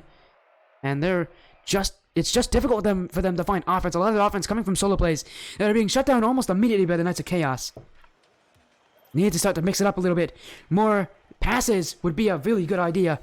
Knights of Chaos is totally fine defending those solo plays. They develop kind of slowly, and the only real way they're useful is if you're trying to build up pressure, or if they are on low boost. Pass is probably going to be the game plan here for the Spooky Sock Bandits, but the Knights of Chaos, they're trying to run in this game as Timmy's in double tap infield. Doesn't result in a goal. Empathy, the sub, coming in for his first game this series. Not his season, I believe, though. I believe he has played before in the season. As K-Taps down, Butters to keep it high. Just wasting time here as K-Taps looking in field but can't make the touch. Knights of Chaos still searching. Took us a while to get our first goal last game. It took us a while to get the game-winning goal as well. It came in the last 15 seconds. How high scoring will this game be? K-Taps into the corner. And timed off the ceiling. Will not be able to read him. K-Taps read him like a book. Went for a slow outplay. And that's how you do. And that is how you beat out the ceiling shot defense. Is K-Tap still up? Looking for a double off the ceiling. Looking for a pinch under one. Empathy's on the back wall. And Empathy to clear over Timmy. Timmy in field. And now into the corner. Knights of Chaos. A win in this game will progress to the quarterfinals. A loss, though, will mean that we go to Game 5. And for the Spooky Sock Bandits, any loss will mean that they are out of the tournament. As Chaos having to work for their goals, though, and here we go. Here's one. K-Taps to dunk his way through. A bit of a scrappy goal, but you'll take anything if you're a Knights of Chaos. As he 50-50s below Tim and timed. My English. Timed. And gets the first goal of the game for Knights of Chaos.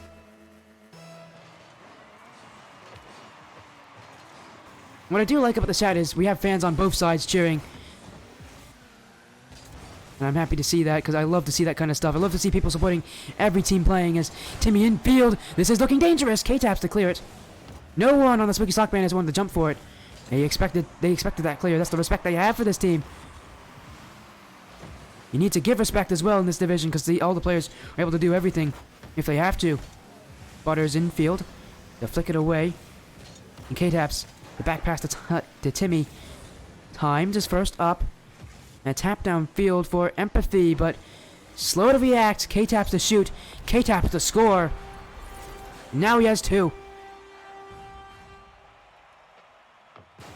As you're not a fan, Typhoon? Well, I said there's fans on both teams, so you don't have to be a fan if you don't want to be. But I recommend at least you don't even have to. You don't have to be a fan, but at least support good Rocket League, okay? As long as you support good Rocket League, you're good in my book. There are some teams that have some really brutal fans. Lucky enough, these are not any of those teams. Knights of Chaos have always been super chill fans, and same has gone for the Spooky Sock Bandits. But the Spooky Sock Bandits now scored a 3rd time by K-Taps.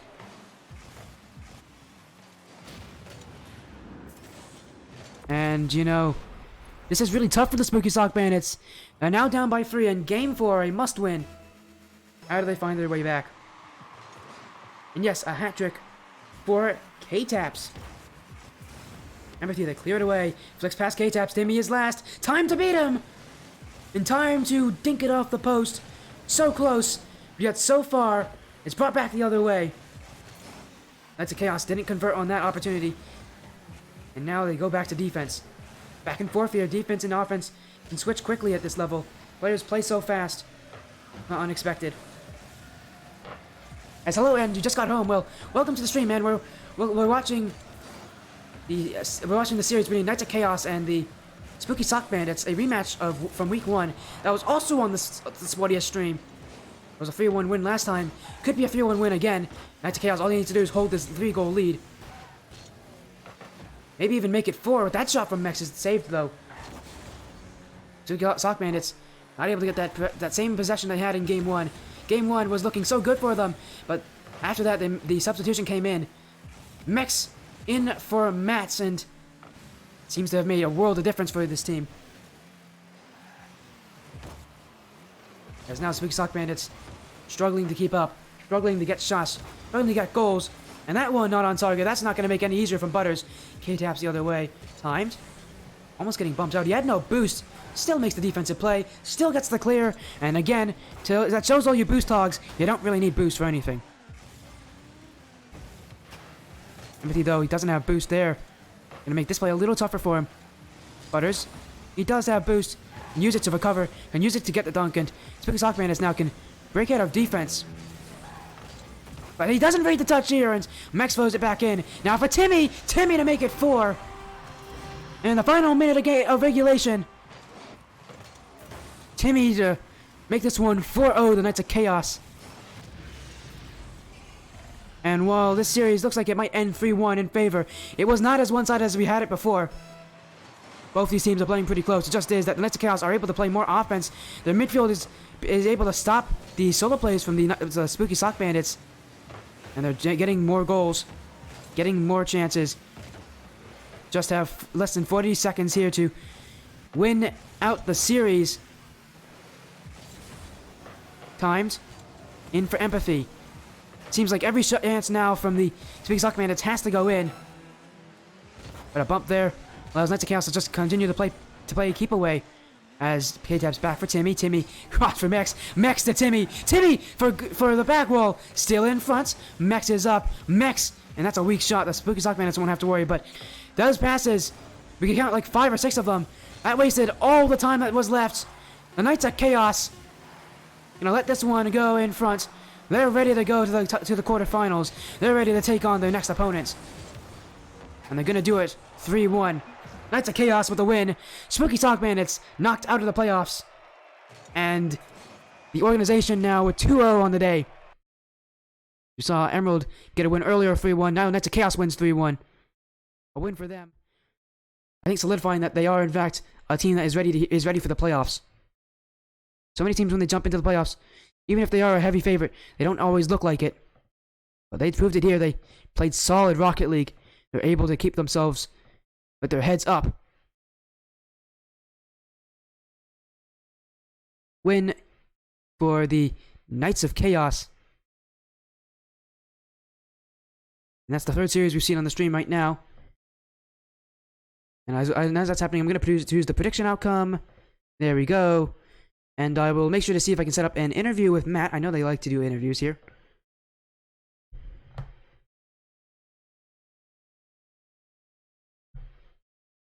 As I'm going to make sure, I think Matt usually likes interviews, so I'm always going to ask about that. As well as happening. Again, the Knights of Chaos watch party I do see is happening in the server. Must be very happy now to see their team progress further in the bracket. And speaking of, we'll take a quick look at their bracket. The next team they play against is the winner of New Horizons 11 and 12 Boost Elite. And now we'll go to the schedule. We have one more series today. It's going to be biggest one NBD. Do not leave. We will have that series coming up soon, but while that's happening, again, we're seeing if we're going to get an interview. I'm going to run a quick 1-minute ad break. We'll be right back.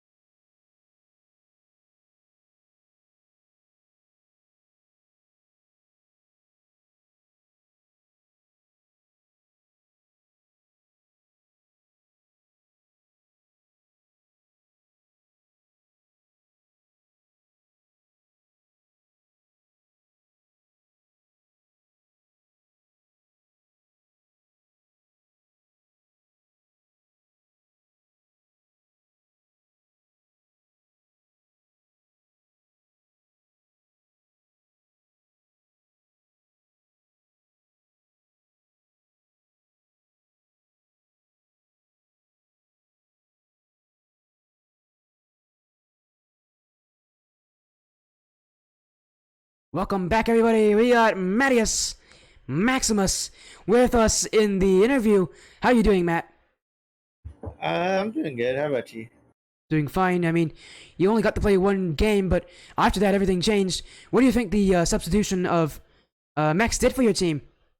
Well, he pretty much knows how to play with Timmy, K-Taps, and we all practice with each other. But pretty much, he pretty much know what to do on the field.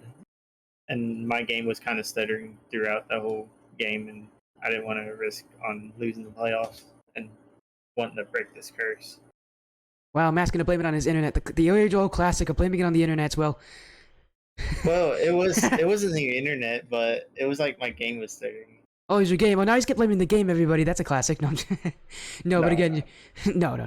Of course, it was a substitution that completely flipped the series around. Another 3-1 win over the Spooky Sock Bandits, going into the top 8 though, and this is gonna be a great win for you guys to start off your playoffs. What was the team's thoughts coming into this match? Now, what are your thoughts afterwards?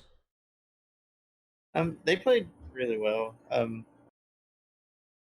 Mostly, we're just trying to go out there, have fun, play our game, and usually, we just try to have fun. To be honest, we play our best.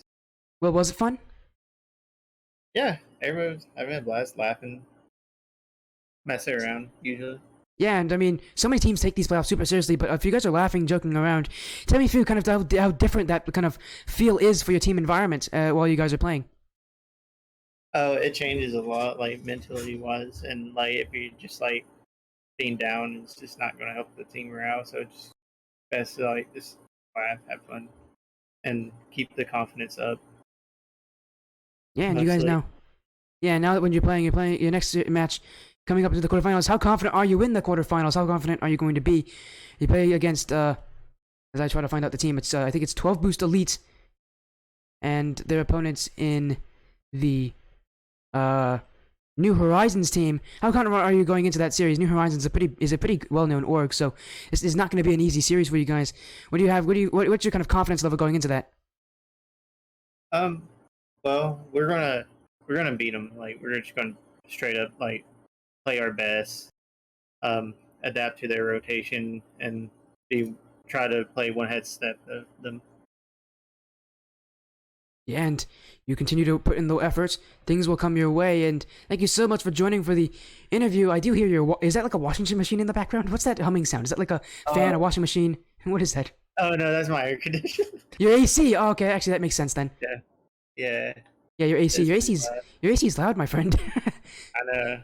It's almost like a laptop. That's how loud it is. Well, It is again, loud. yeah, it is. I can hear it in your microphone, and that's impressive. Well, no worries about it, man. I see you got to kind of calm down after sweating so hard for that first game. Again, congratulations on the win tonight. You guys now go to the quarterfinals, and you're proving you're proud. You have anyone that you want to shout out before you unfortunately have to go to the break for our next series? I also want to shout out to the Knights and also shout out to Mick's mom. Happy late birthday. Shout out to K-Tabs and Timmy. All of them are great teammates. Shout out to Mayhem for creating a great org for everybody. Shout out to you, Sporty. And if you're not following Sporty, follow him. Hey, don't threaten them for me, okay? That's my job. Guys, I Yeah, think you should but- follow me because I think Matt's gonna kill you if you don't. Well, again, thank you so much for joining. I'm gonna get rid of you now because you might be a psychopath, and I would like to not have my fans scared out of the Twitch chat. I'm gonna just go and we'll get our next series started soon. Have an amazing evening. Alright, you too. And with that win from the Knights of Chaos, we just started with Matt. We're going to go to a quick break here. Next series, that's a fun one. Biggest one is back, everybody, and they are playing NBD.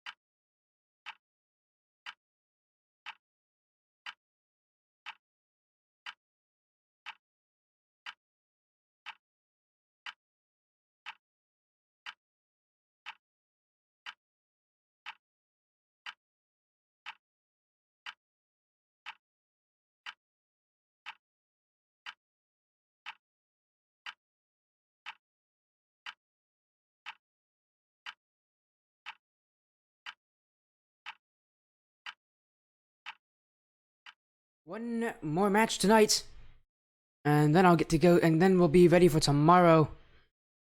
We've seen 3 matches on stream so far, 1 left. As we started with Team Opal DG Elite Team, that was a 3-1 win for Team Opal. We then had to sadly miss this Midnight Red Hex Gaming, but we did get results back from that Hex Gaming won 3-2.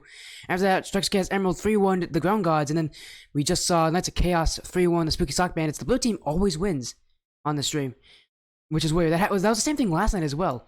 Now we end up with biggest one, NBD. What will that match have in store for us? We've seen biggest one before, with the big stinky dude, either captain. And we've actually seen this whole team as well play before, as these teams have not played each other before. I do not believe. I'd have to check on that, but I do not believe they have played each other. And they have not. They do have some similar opponents that they have played. Both of them did play the We Are Washed team. They both lost 3-1. We Are Washed is undefeated. They are the #1 team, and in fact, they will be the team that these two teams have to play against if they were to win tonight. As you can see there, that top match there, the 8 seed versus the 9 seed, NBD is slightly favored ahead of biggest one. As you can see, the winner of this will play We Are Washed next week in the quarterfinals. And both these teams, though, they do have another similar opponent in Rosetta Esports. Rosetta is at #7 seed, so a little bit higher than them, as biggest one got swept out by Rosetta Esports. Rosetta Esports, though, took a loss to NBD 3-1, so that's the only real match we can base them off of going into this. But again, at the end of the day, it just depends who plays their best on the day. As we also have a prediction poll coming in. It's a bit early, but who knows? Maybe we'll have something happening. As I do see a follow coming in from K Gould 7 while I was off. Thank you for joining this video stream. How's your night been going so far, K Gould? Hopefully it's been going well. As we do have this match, it's a tier 2 2v2. And both these teams, though, even though they both have some varying results, they both ended up their season 3-3, right next to each other in the standings. This match should be a fun one. Maybe it could even be a close one. This one it has the ability to go to Game 5. If it does, though, it'd be a great way to end off today's night. Wow, that's bad English. Tonight, as I will say before you jump in to the in-game NBD.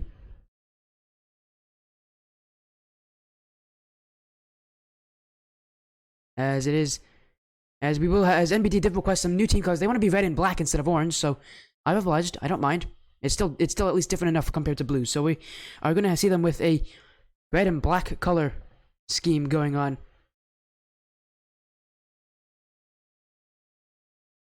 As we do have some votes coming in.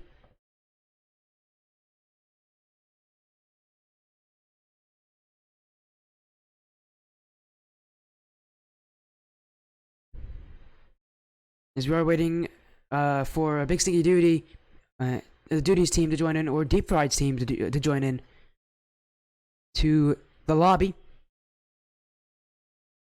As again, if anybody who doesn't know me, my name is Sporty FC. I'm your caster for tonight, and you're welcome to the Sportiest stream. This is the final match tonight. It's a 2v2 between biggest one and NBD. These teams have not played each other before, but again, they do have similar opponents, as I've stated already. Both lost to We Are Washed, the #1 team that they will have to play if they win. But they do have some varying results. Otherwise, they are both 3-3, and it's going to be a close one here. This series could end up going to Game 5, and what a way it would be to start off to end off the night in the round of 16. Who do you think is going to be the standout player for today? Well, man, I'm not the best at it, but Big Stinky Dude is a really strong 1v1 player. We've seen him play on this team play once. He didn't win that 1v1 match, but he is a very strong 1v1 player. So don't be surprised if he starts to show up with some 1v1 skills, because he definitely has the ability to do that. As I would have to check the stats to see who actually is a strong one. He is averaging 1.22 goals per game and 2.11 saves, like a ones player. Whereas on the side of NBD, they're gonna be reliant on both of their players to be producing pretty well. Ultimate JT is their goal scorer. Deep Fried is their savior. As both teams are actually joining the lobby here, it seems like we could start early. We're going to go in game so that we don't get late. We aren't late on this. But here we are, the lobby. As we are seeing everybody joining in, here's Big Stinky Duty and PC Surfbot with on the biggest one, who will be on blue. Ultimate JT and Deep Fried on NBD, who is orange. Well, actually red, but you get it. As this series, we'll actually get the series to start off pretty early. Actually, we're 4 minutes early, but we can start anyways.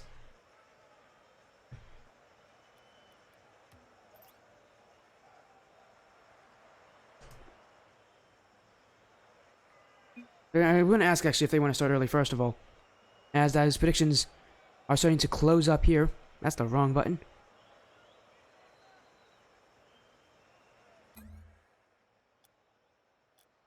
As we do have about a minute left on that, so you guys continue to vote for who you think will win.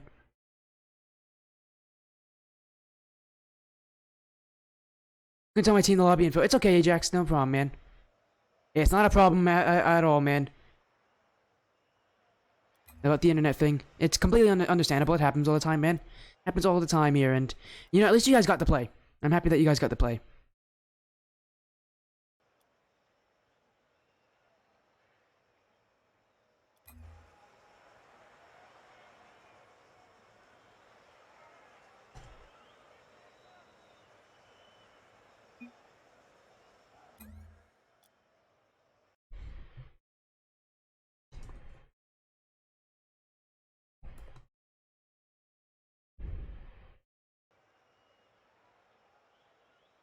Getting both teams, it looks like they are ready to start early here, so there comes biggest one. Let's see if NBD wants to do it. If not, we'll wait. There they go. Okay, they are going to start early here. 2 minutes early, it's not a problem here on the stream.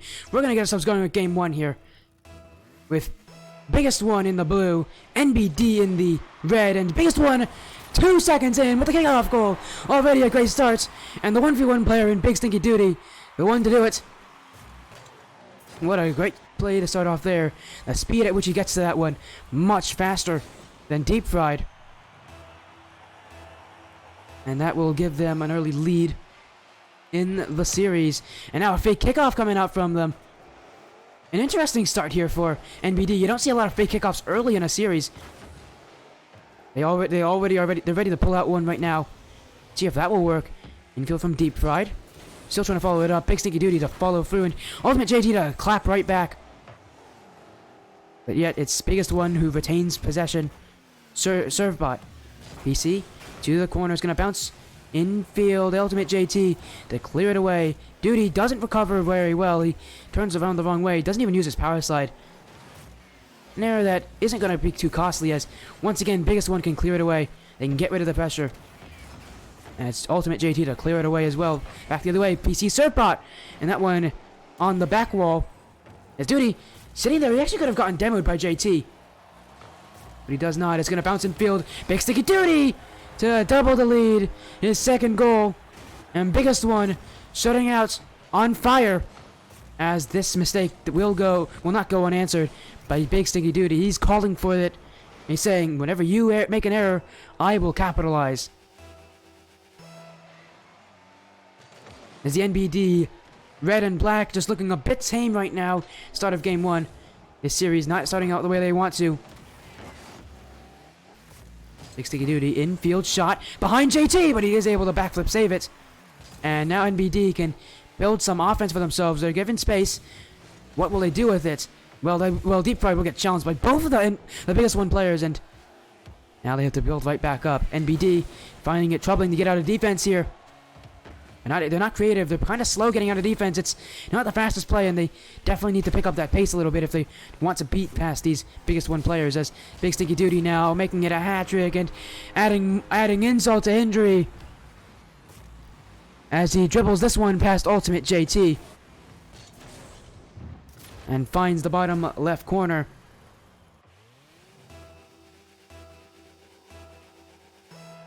And now biggest one up by 3 goals. Game one looking a bit troubling here for NBD. BC Surfbot off the post, and it's pinched away.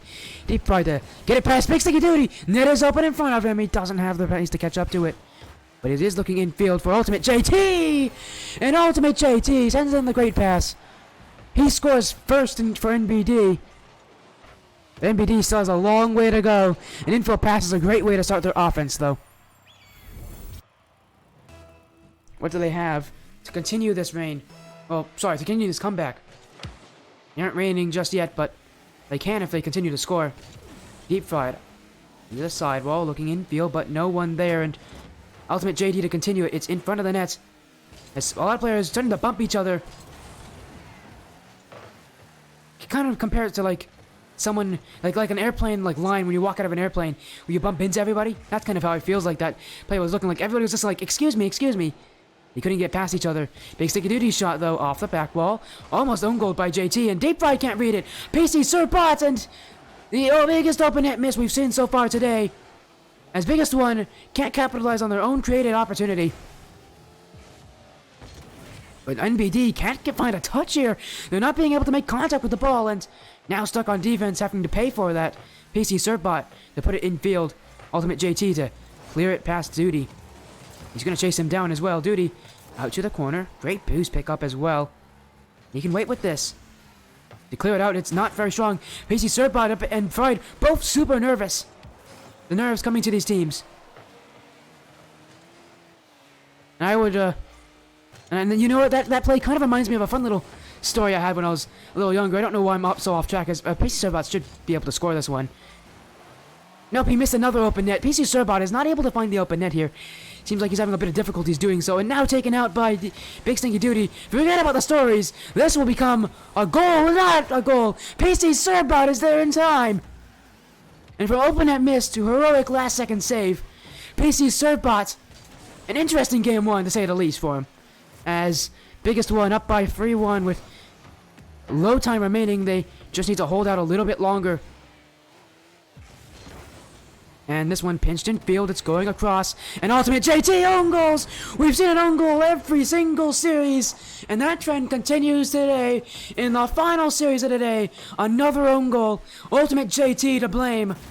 And biggest one to capitalize and collect. They're going to be very happy with that outcome. And it's kind of funny, we got another own goal here. Own goals galore today. It's just, maybe it's the nerves that get them. Or maybe it's the fact that it's just that kind of a day here on the 40th stream. It's own goal bonanza. Teams are putting in their own net here. We get one every single series. PC Surfbot get over the player, but Deep Fried all the way back. It's gonna bounce down in front of the net. Duty can't read it, but he doesn't have to. He has to read this. Saves it on JT. PC Surfbot. And that one, oh no, Duty has to cut back to this one. They clear it away. Ultimate JT to back. Put it in field. PC Surfbot to clear it away himself. Demoed out by JT. Space needed for NBD to get some goals. But they aren't getting any. Big Stinky Duty's challenge can now result in a goal.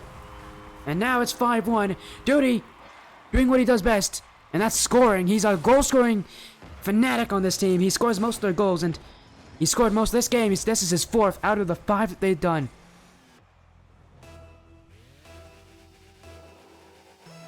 And for all of you guys in chat, hopefully, about ready to... School is almost ready to start. Hopefully, if any of you guys are going to school, or are currently in school, good for you guys. As Deep Fry, what a great flick. Just sauced it up over Big Stinky Duty, and PC Surfbot can't really do anything about this either. And it's just perfectly placed, top left corner. Nothing you can do about that. And that flick now makes it 5-2. It's still a 3-goal difference. Biggest one will take game 1. But it's not going to be as easy as they think. NBD, so far every single series we played, we have not seen a sweep. Meaning that if that trend continues, NBD will at least get one game here. Ultimate JD passed in front for Surfbot, and Deep Fried will trap it down. Let game 1 end, and we'll commence game 2 in a few moments. And his biggest one takes the first win of the series. Whoever wins this will then end up having a winning record going to the quarterfinals. That'll be fun. And I still can't stop thinking about those open net misses that we saw from PC Surfbot. Biggest one, the shooting was amazing, but Duty was doing a lot of the goal scoring. We're going to need to ask PC Surfbot if he has his shooting boots, because he missed at least 2 open nets that game. It's a little worrying for Biggest One, because if Big Stinky Duty gets shut down, what can PC Surfbot do to respond? And that does remind me, I mean, sometimes in Rocket League you just kind of have these weird open net misses. As I can kind of relate myself to a lot of things, you know, when it comes to it, a lot of times with me and kind of my life, if you guys don't really know me that well, I'm kind of an introvert. I don't talk to a lot of people, hence why I'm online all the time. But I'm an introvert. I don't talk to a lot of people. As anybody now joining Blue, Deep Fried is on the wrong team. Deep Fried. He's playing a James Bond. He wants to go to the other team here. Now, do we reset or do they? No, I don't think we need to reset. They're on the same side, so this is a little weird, but I don't think it really matters too much here. We're just gonna let game 2 go. I have a feeling none of these teams are gonna care too much about that kickoff. But it is pretty funny to have Deep Fried accidentally on the wrong team. And almost for the on a goal too. Ultimate JT couldn't find that touch, but had he did, it would have been the first goal of the game. Duty. Oh, he doesn't find the touch there, but PC Surfbot is still waiting behind him. He's just staring at this play. It is kind of mesmerizing to see what Big Stinky Duty's doing. He's just trying to dribble his way past everybody. And now PC Surfbot can come in to help him out here. Off to the back wall, could second touch and Deep Fried the save. Duty, one touch out to the left, but Ultimate JT has the boost, has the supersonic speed, and has the play. But Duty now on offense, challenged by JT. They're not letting Duty get any dribbles. Again, he's a 1v1 player, and that means he's gonna be scary. He's a good goal scorer as well. Biggest One, gonna have to rely on him here to get most of their goals. So now that it goes back, Duty can save it as well. He's also the highest saves per game player, so he's doing a lot on both ends of the field here for this team. But the question really is going to come, what does PC Surfbot do to back him up? For all these players that don't have it, you have to look at other plays to see what their real worth is. He does have a decent amount of assists, but even more importantly is that he is able to keep it back and prevent a bad 2v1 or situation, as he is their last man. And Big Stinky Duty here is just gonna get this goal here off of the touch off the sidewall by an NBD player. A pretty simple goal to give Biggest One a lead in our game 2, and give us the first goal of game 2 as well. As we keep watching to see what will unfold in this series, NBD gonna demo out Big Stinky Duty. JT to the back wall. PC Surfbot will not challenge this one immediately, but he does now. Demos out Ultimate JT, and he can dribble this one away. And he got the touch, but he doesn't. Deep Fried doesn't get it either. Surfbot with an option in field, and that's gonna go and leave it for Big Stinky Duty to challenge.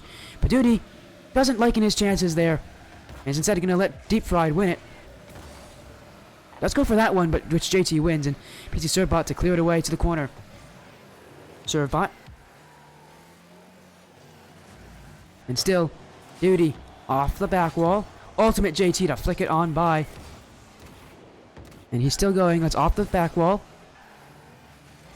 And Duty can't get a touch. CC Surfbot and Deep Fried trying to get the challenge here. And NBD is just looking for one opportunity in front. They are winning a good amount of this aerial game, but no shots are coming from it. And that will leave the net wide open. PC Surfbot all the way to get that second goal. A little bit of fireworks at the end there with that demo. Celebration time for PC Surfbot, as that will now result in the 2-0 lead for Biggest One.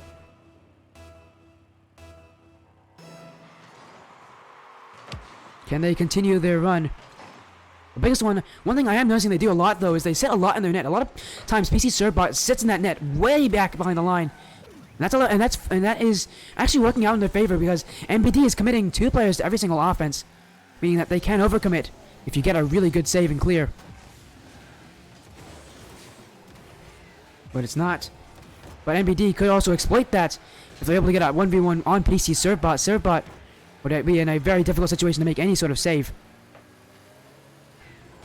And here comes it myself, but that shot, not that strong. PC Surbot demoed out though. Ultimate JT in! Ultimate JT deflects it away by Duty. And he bumps out the second player, forcing JT to have to go back again. But Duty! Oh no! It's in his own net!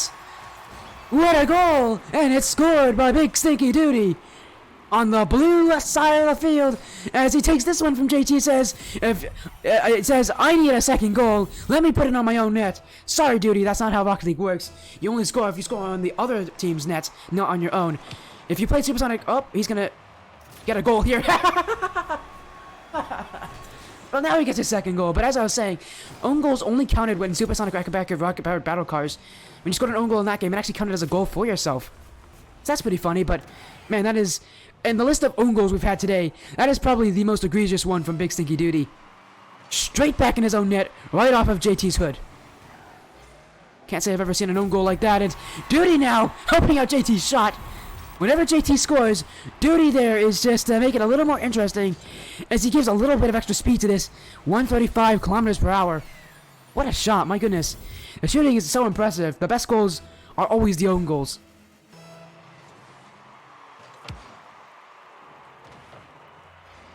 In front, off the back wall, and JT to tie it up. A lot of waiting on defense, and now that waiting is capitalized on as PC Surbot tries to wait for the most optimal bounce, but on defense you just gotta go, go, go. And JT, that's what he does on offense to score the goal. Now it's tied. NBD could take a win in game 2 and make the series tied up. A de facto best of 3 would ensue. JT to the back wall, looking for a second touch, can't read it. Deep fried though, off the crossbar, and PC Surbot, he was pushed out of the way by Ultimate JT or Deep Fried, one of the two, and they've both been getting a lot of bump plays here on PC Surbot. PC Surbot, not known to be a relatively, not to be a very fast player, and for a lot of players they can capitalize on that, as they are trying to get some demos here. NBD, some offense, biggest one. So those goals have really only been coming from big clears. Can they make their own offense? Can they generate some shots? Can they get themselves a goal? As Big Stinky Duty to try to make some offense himself, but JT waiting back. And what biggest one needs is they need to keep possession. These clears are the worst option right now, because that's exactly what NBD wants. You need to keep the ball close. You need to dribble it out. These clears are going to be cleared back by NBD. As now, biggest one, both their players in that final half of the field for a short amount of time. Surbot in the corner. We might see overtime as well. The thing about overtime is it will reset the kickoff as well, so we're going to reset the pressure for both teams. This one is just going to hit the ground. No one there to even challenge him in the corner. As NBD went for one last little fun demo, but we got a game 2 overtime. Biggest one could take match point here. And now that the question is, how defensive will PC Surbot be? He's been playing a Gibbs role so far. The role I used to play when I started playing Rocket League. I was such a defensive guy. I loved playing defense. It was also when I was playing Dominus. I think there's a correlation between those two. And yes, any of you Dominus mains, I don't like the Dominus. I don't like it at all. It's a flat car. I don't like it. I can't win 50-50s with it. But it was the car I used to play when I played the goaltending role when I first started playing Rocket League. Ah, the good old days. There's JT with the dunk on Duty. And now in field. Trying to get past Duty, but Duty still to collect. Dribble it out and flick it.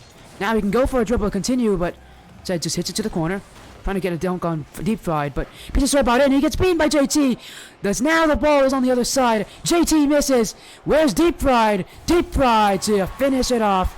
And Ultimate JT almost missed an open net. He actually did miss the open net. I almost said it almost, but he did miss the open nets. But Deep Fried, they had to clean up for him.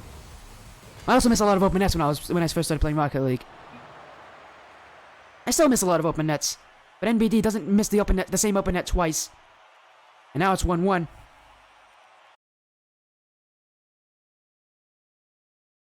We go into game 3, where one of these teams will get the match point, the point that will give them the chance to win it all. Well, not win it all, but win the round of 16. I guess we should say win it all and move on to the quarterfinals. Sure, that works. I'm sure both these teams are both deeply going to want this one. In that game, NBD definitely picked up the pace. Biggest one. And PC Surbot, he's the real question here. He's playing a lot of goaltending. He needs to move out of defense, though. Big Stinky Dude is trying to do a lot of the work himself, and it's just not going to work here. He needs PC Surbot to be up there with him to help him out.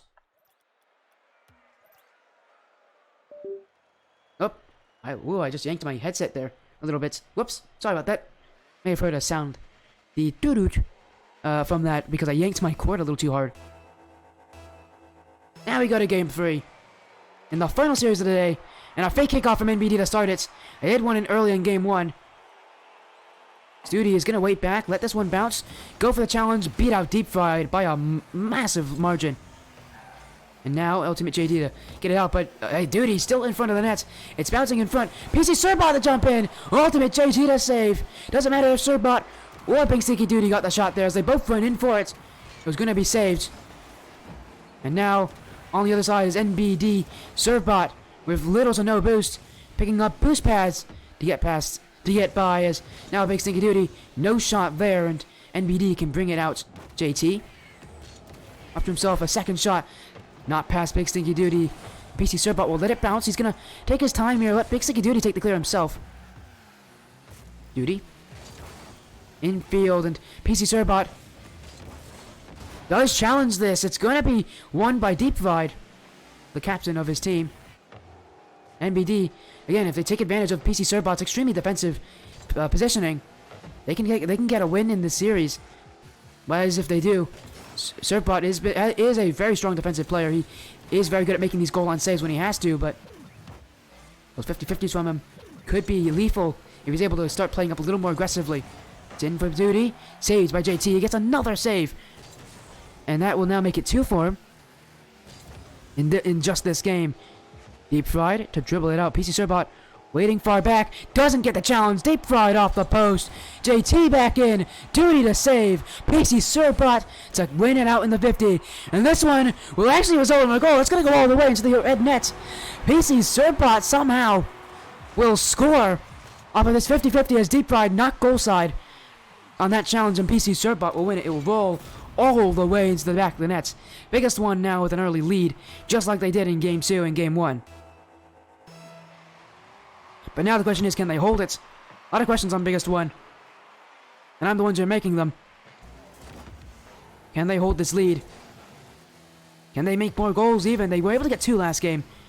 Wasn't enough to beat NBD, but it definitely made them look more competitive. Well, these goals are just coming from NBD overcommitting.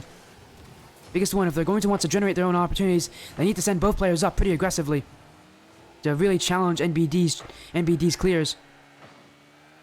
There's Big Sticky Duty in front. PC Surbot can challenge this, but he does not do it in time. And now Big Sticky Duty has to wait back for him. 1 touch out. Second touch. Last one could be on JT. JT wins the 50, and PC Surbot already back, but he needs to be putting in 50-50s. Again, he's relying on Big Sticky Duty to do a lot of the work here. But PC Surbot, he's one half of this team. He needs to be able to do a good amount of the work here, and he's just too defensive for my liking. Biggest One, while they're in the lead, it may not last that way because it is just a one-man offense with Big Stinky Duty. Surbot, well, I don't mind a defensive role. He needs to play a little bit. He needs to play a little more higher up on the field. Is tapped down. Gonna get to Deep Fried, trying to get the dunk on him. You know, setting up a prayer to get it, but he couldn't. Now holding a 1-goal lead. Duty trying to get on JT, but JT goes right under him. In front of the net. JT actually looking for the shot in. It's off the crossbar. Only inches away from making it was Ultimate JT. Still, though, looking for one more. JT now, a 3rd save. He's now got the savior accolade. He's been playing great defense, but offense is needed. But offense is not going to become JT just own goal. And this is the 3rd own goal just this series. JT puts it in the back of his own net. He pre-flips this one. An embarrassing moment for him. It's almost as embarrassing as... Well, this is going to be a fun story for me. I'm going to make a comparison to the embarrassment that he may have felt in that moment. Again, may have. I don't know how embarrassed he feels. He needs to have confidence in his abilities as the embarrassment I would have in that situation. Very similar to a moment I had when I was in 4th grade. That was a while ago. It was like a good, 6 years ago. I think it was 6 years ago. It would be about the time, and it was in the very beginning of the school year, so even worse. And I was in it was in a class, and well, wait a minute, this one could go in the net. Big Stinky Duty does save it. As I was saying, I was in a class, and I spilled water on me. Now I just so happened to spill water on my crotch. Yeah, that's embarrassing. Anyways, I'm gonna stop talking about myself. As Ultimate JT clears it away, trying to get past Duty. Chances, not very many left for NBD. They need to take advantage of every single one of them. Biggest one, just playing defense. Now that sitting in the goal tactic actually may be useful, as they don't need any more goals. All you have to do is make sure that NBD doesn't score on them. JT off the back wall in front. PC Surbot not to get the touch. And now Duty and JT to collide together. No clears yet, though, from Biggest One. And that could be a problem for them. As Big Stinky Duty now gets around to doing that. Deep Fried back. Deep Fried to shoot. Deep Fried to score. There's 7 seconds remaining. And there could be... And there is a chance. A small chance. An unlikely chance. But a chance nonetheless for NBD to get back in the series.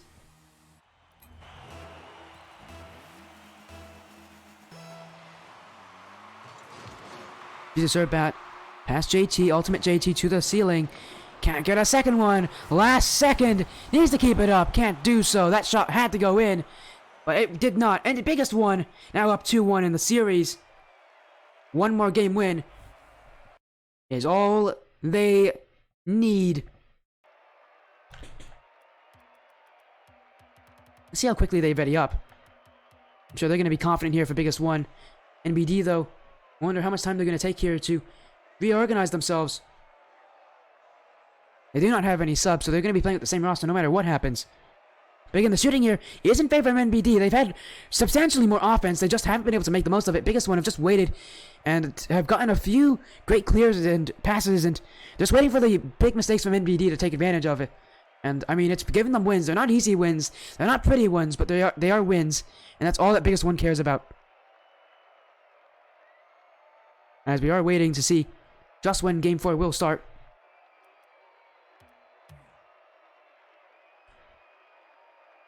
We are still waiting for Ultimate JT to ready up. We're going to take every single second of this little kind of in-game break. They have a minute to talk about whatever they need to. Ultimate JT is now left. As he... oh, wait, no. That's because he's joining this one. I'm not the smartest person. Anyways, we're getting into Game 4. Chance for Biggest One to win it all. And by win it all, I mean win the round of 16. They still have a ton more matches to go if they want to win the whole thing. It's going to be a long road for them. But a win here is a great start. The winner of this plays We Are Washed in a rematch. Biggest One would love to be there. Deep Fried in front for JT. JT's shot is cleared away by PC Surbot. Deep Fried to clear it back. PC Surbot not using any boost to go up for that. And just letting the clear go through. As everybody on Biggest One's waiting for the clear. And everybody on NBD's waiting for that touch. Biggest Duty to clear it, but Ultimate JT back to the back wall. And what changes will NBD make? Are they going to play more defensive? Are they going to wait for these clears? Are they going to play in more solo plays? Haven't seen them make any major changes so far in their playstyle. But they can definitely do them here, as they probably have to. But that's a good shot from JT to start the scoring for them right. As a pass in field eludes the Biggest One defenders and Ultimate JT to shoot that one in the top of the net. And now NBD has one goal in their lead. They do not have to fight too much for the goals, as long as they play their game right. Duty can't get past Deep Fry. This one towards the net. PC Surbot was waiting. He doesn't get the second touch out. He can collect it here. Instant field. Deep Fry shot. No, it isn't. It's stopped away by Big Sticky Duty. JT now up the back wall in front. PC Surbot doesn't get it, but Big Sticky Duty does. And you're seeing them now starting to take advantage of PC Surbot's defensive nature. They're starting to put in more corner play, more passes in field, forcing PC Surbot to wait in the net instead of taking a shot in front of the net. Instead, pass it, force him to play the ball in the pass. Not what he wants to do, but PC Surbot he will stay in that defensive net if he has to. now needing goals. Biggest one. Where are they gonna get them? Zerbot. This one downfield. JT bumped out as Dick Duty almost redirected into his own net. He did that 2 games ago in Game 2. He almost did it here in Game 4. As Ultimate JT will score another one on offense. And NBD now trying to force Game 5 to end out tonight. It is the last series. Would be a great way to end off tonight with a Champions Field match. What does NBD have in store? Or what does Biggest One have to respond it with? Ultimate JT is going to go and take the boost and make the back pass. Almost beating out Biggest One with a very smart play there. Trying to boost Arvlum and keep possession. Not easy to do both at the same time, but the best teams are able to do it. As Deep Fry is now going to get a goal from that. A bump in front of the nets. A weird goal from Deep Fried, but again, it's the playoffs. It doesn't really matter how weird. You get them, you take them, and you can use them to win. NBD has scored first this game, and now they're running away a little bit. Biggest One might have to play a super aggressive game now. They're 3 goals down. Because with their offense, they just aren't a team that scores a ton. They're not a team that has a super strong offense. They're more so deep. They're more so a team that you could compare to the likes of like the old Team Envy, or I guess the old Optic team in the Rocket League Championship Series, where they don't need to score a ton as long as they can total up. And that's what they do. But right now, NBD forcing them to have to come out of their shell as they have scored 3 goals on them. And Biggest One needs to answer. Still, though, no answer, and Ultimate JT to come in with the challenge on Big Sticky Duty. The net is open for PC's Surfbot. He missed a couple open nets in Game 1, and that shot's not strong enough. PC's Surfbot's having trouble hitting these open nets. Yeah, extreme difficulty in Game 1. Game 4, though, his shot's just too weak. As Deep Fried now demoing out the defense. A Biggest One trying to create space. He's number 8 in the world in demos?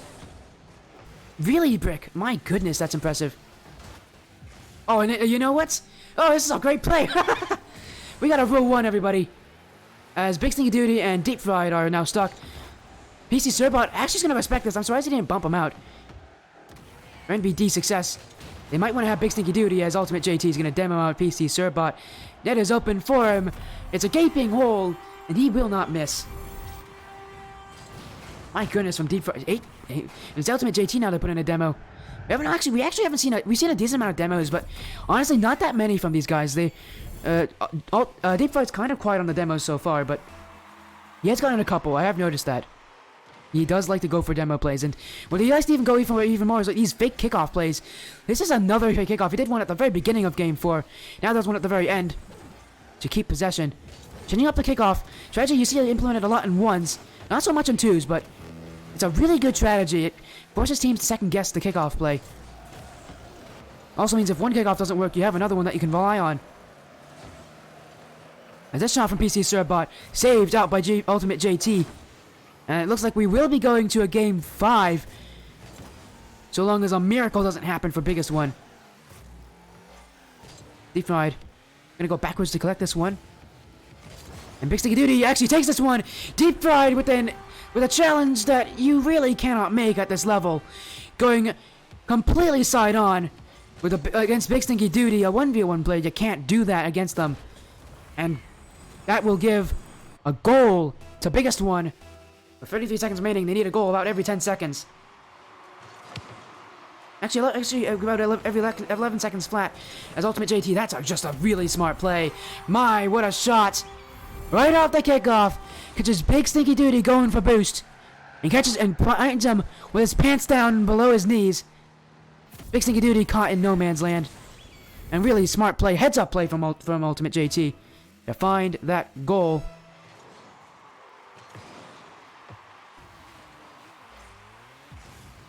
Deep Fried to clear. And yes, Game 4 again, taking advantage of it. They're doing a lot better. There's more demos coming in from NBD, removing it, PC Surbot, but there's also a lot of plays from the corner.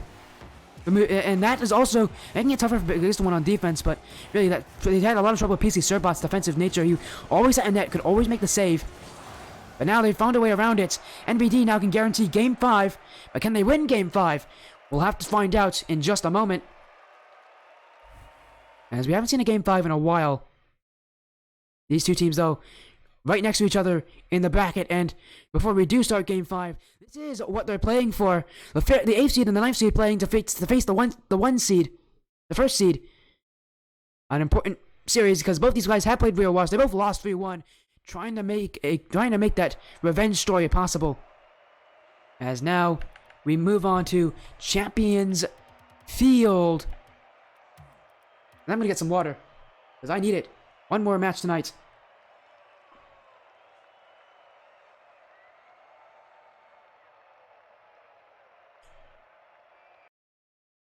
And, well, now that I have that water, we'll see you guys on the field of dreams and where hopes are crushed. Champions Field, it's do or die for both teams. I must win, no questions asked. And the big thing here is going to be who scores first. If Biggest One can score first, they put NBD on the back foot, force NBD to have to overcommit a lot more force NBD to put a lot more on offense, and they have to overcommit. NBD scores first. The Biggest One now has to come out of their shell a little more. And that's a lot of reliance on a big stinky duty. He is their goal scorer. It's going to be a lot resting on him here in this series. Both teams, one more game to decide their playoff lives. Do they end here or have they only just begun? Game 5. How defensive are these teams going to be? How nervous are they going to be? Playoffs are already quite nerve-wracking enough for these teams. But now, knowing that you have to win, it only makes it scarier. But NBD are a little more used to that. They had that ever since Game 4. So they're going to have a little more experience with that, but there's nothing that can compare to a Game 5 in the playoffs. Because it is the last game in a best-of-5 series as PC Serbot will get the scoring started right for Biggest One. As he puts this one, it's a bouncer. It bounces over Ultimate JT. NBD now starting off on the losing end. And I told you the first goal is going to be extremely important. Biggest One now in the lead. They're going to be a lot more confident in their abilities. But now they need to hold it. Can their defense hold up when NBD throws everything at you? PC Serbot to the sidewall. Ultimate JT is attempting to challenge that, but doesn't have. But it comes with Deep Frayed. Deep Frayed. Infield look. Big stinky duty to clear it. No real shot coming from that either. JT. Infield. Looking for the Doomsday. Almost finds it too. Just off target. It's the postie. Went for it before, but that was also off target as well. And so he's really looking for that Doomsday dish. Not a bad play again, considering how Biggest One doesn't really challenge that much in the corner. It is a place that you can exploit as an NBD player, but you don't even have to look for that goal. Deep Frayed with the corner. Big stinky duty. It bounces over him. PC Serbot's behind him. And he has his back there. He says, "No problem, my friend. I'll get the save for you." And PC Serbot, crazy about him is he's also the one to score. Usually the one to sit further back. PC Serbot got the scoring started in this game. A lot of this series is gonna rely on him. And if he can play well. If he plays good defense, it's gonna be tough for anybody to score on them. If he can shoot on offense, it will be great, but Deep Pride is gonna shoot and tie this game up. And now NBD is back.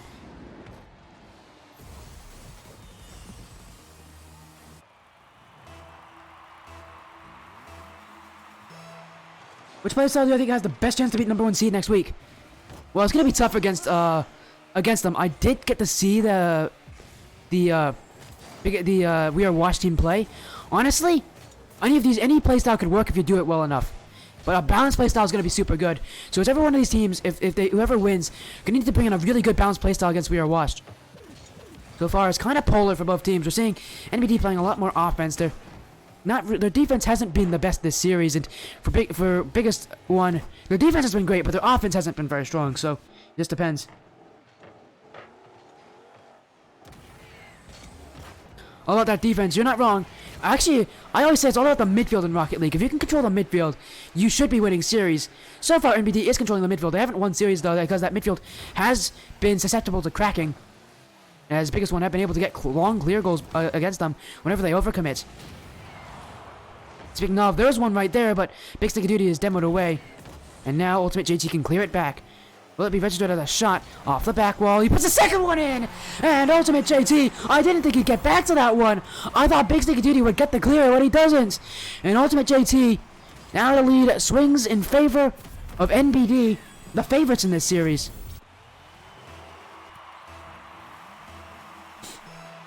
And now, with 1 minute 46 seconds, biggest one have to answer back, but will NBD get another one? They do! Ultimate JT, ultimate kickoff plays, and straight off the kickoff, Bardowski's into a 3-1 lead. They're so close they can taste it. Now 1 minute 41 left. Biggest one, their world is collapsing around them. They need to score. And NBD now can relax. They don't need to send 2 up on offense anymore. As long as they don't let anything foil them, they might be able to control this biggest one team to the very last second. Biggest one, he's a Surbot. As the series has gone on, he's been getting more and more aggressive, been playing more and more upfield. But we need to see where the shots come in. But now he's bumped out. Who's gonna challenge first? It's gonna be Ultimate JT. He's gonna have a free ball here to use wherever he wants. It's in field, but PC Surbot can clear it back.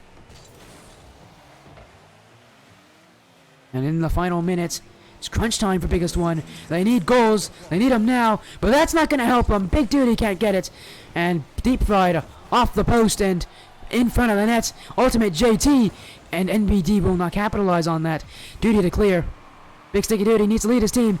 He's had a very long goal drought. It's been a couple games without him scoring. We need to see him back. As it's scoring, he was great in game 1. He was the scorer for them. He leads his team in goals as well, but he hasn't been able to get it. As his challenge in here is saved away by Ultimate JT. Surbot can't win this challenge, and now Ultimate JT down into the corner.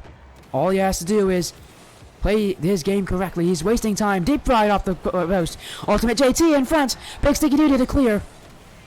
And without any boost, needs to pick up this mid boost. Deep fried off the sidewall. Time running off the clock, but PC Surbot to put it in. 7 seconds left. There is a chance. Biggest one giving themselves 7 seconds. They need to use every second correctly. Their kickoff has to be perfect. But NBD, they've been the ones to change the kickoff. What do they go for here? They might go for a fake as well. They do not. They're going to win it. Duty. Up off the right side wall. In front of the net. Bounces in front. The next challenge to go through. It's going to be Ultimate JT. Clears it away. It needs to drop. It does. NBD wins it in game 5. And it was a close one. His last 7 seconds were 7 seconds of terror. NBD, though, proves to be the better team. Their offense does prevail. And they win the series. As I will choose the predictions here. NBD to win. Biggest one out of the tournament.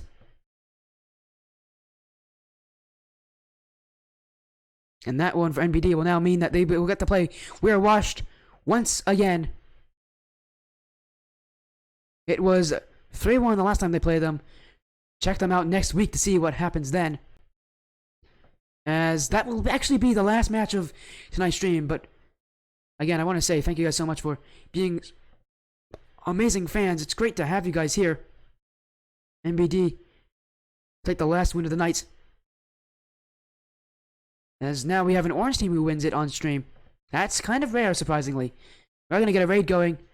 Let's see if there's anybody else playing Rocket League that's live right now.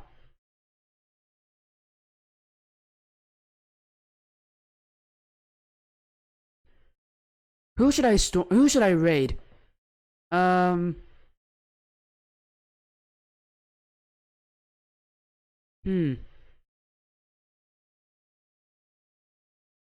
We could do Brackets live. He's doing community game nights with marbles. Thanks for the cast. No, thank you for joining us. Rexing CJ, also known as Big Sticky Duty. A tough loss for you guys, but you know, hopefully you guys will join back in fall. Love to see what you do. Let's go raid Brackets live. He's got marbles going. As PC Sirbot now cheering 100 bits. Thank you, PC Sirbot. What a great way to end off the stream with the bits cheer. You're gonna raid Brackets live, playing some marbles on stream. Gonna be a fun one. Thank you guys so much for joining. We'll see you guys tomorrow.